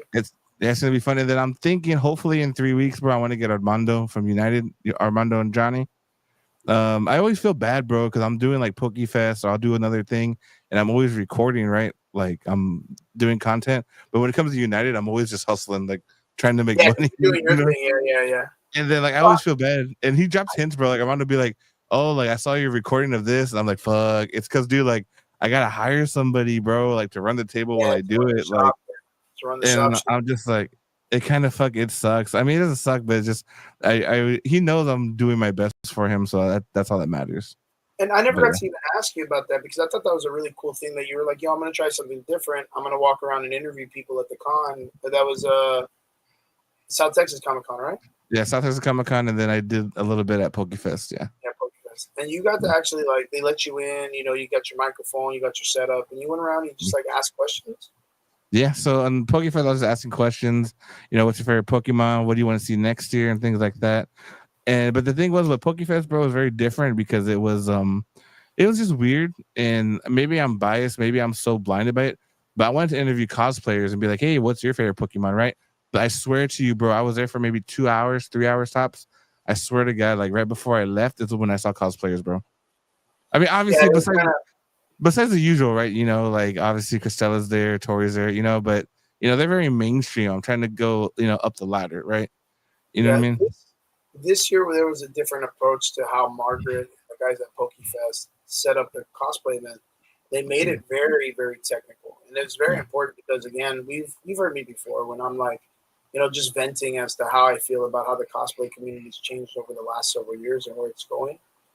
And you got to put your money where your mouth is. You know what I mean? So with PokeFest, Margaret this year brought out something that they implement a lot up in like San Antonio and Austin and Dallas and Houston by having like a build book where you have to have a booklet that shows all your origin and how you came up with your idea, what your references, the materials. You got to really break down some shit. And that might be the reason why it went that way, because a lot of cosplayers might feel a little like, oh shit, like this is a lot. Like, the ones that just do it casually, or like they'll buy the costume instead of make it, so they feel like, oh, maybe I can't compete. You know what I mean? So that might be a reason why you kind of saw maybe the less cosplayers are only coming in. But I came through for everybody, baby. I was like, yo, first place prize. I'm gonna donate $100 of my school, like $100 for the first place fucking cosplayer. Like, it may not be much, but like $100 is like $99 burgers from McDonald's. You know what I mean? So, facts. Or 98 in the Coke, bro. 98 in the Coke. 98 in the Coke, baby. So yeah, I was looking out, man, and I think it was very fun. Margaret was like, well, we never done like a money thing. We've always given really great prizes and stuff. And I was like, well, since we're kind of, ruffling feathers and pushing against the waves by adding the book and the really tight ruling, if we add money, it's going to incentivize people to want to jump in and be like, whoa, that's $100. Even I didn't pay a lot to get in, but that's $100. That's, that could be a light bill, dude, or that could be like a phone bill from like 2 phone bills from Cricket or whatever. Yeah, you know what I mean? Bro. So, I wanted to do something helpful. I wanted to incentivize the community to build and be strong, because I think on my own personal level, I'll be straight. I mean, I'm on my own show. I think a lot of the cosplay community kind of sucks at what we do, because we've made it into like a weird circus of problems and situations and shit. And, there's some pieces of shit in the community, and there's some that aren't. You know what I mean? And it is what it is. But we still have to build a community. We're too small, bro. We can't have San Antonio drama and be the size of like an HEB, dude. Like, it's not gonna work. It's not gonna work. We're gonna fucking murder each other by the end of the year, in 2 years or whatever. Yeah, hard facts. And all we want to do is just make it to where we give all the cosplayers a chance, the younger generation an opportunity to come up, and the older guard to just fucking retire already and fucking let the other ones come up. I was Waldo at PokeFest this year. That's why we didn't find you, right? Yeah, no shit. He was hiding. Yeah, like that's kind of like some of the stuff that I got. That's why I kind of got out of cosplay for a bit, because I kind of like got tired of everybody's bullshit. Like a lot of people's bullshit, and I just got bored of them.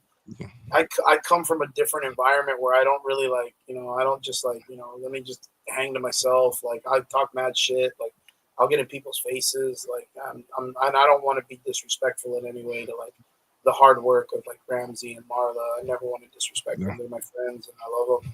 I would never want to do something that's like out of pocket that would get me in trouble and then make them look mad at myself. I have a position in the community with my martial arts and the children I teach and the stuff like that. I need to be a mentor. And yeah, but it's hard. It's hard, dude. There's just, there's some people out there that are, pieces of shit in the sense of like they act privileged or they act cocky or they act conceited. And sometimes you got to just knock them down and be like, yo, you ain't shit. Absolutely. Absolutely. But absolutely, sir. Absolutely. Guys, don't forget Adam Collections podcast. It's on Friday nights on Facebook and YouTube, right? Yes, sir. Yes, sir. So is that the only 2 pieces? Because right now we're kicking to we're on kick now. Yeah, man. That's so I wanted to check that out. We saw it a couple weeks ago. I got like one of those like weird like, hey, you podcast, check out Kick on my fucking thing, and I was like, God damn it. All right. Like Twitch, we get a couple of people that jump in, maybe sometimes 3, maybe 5.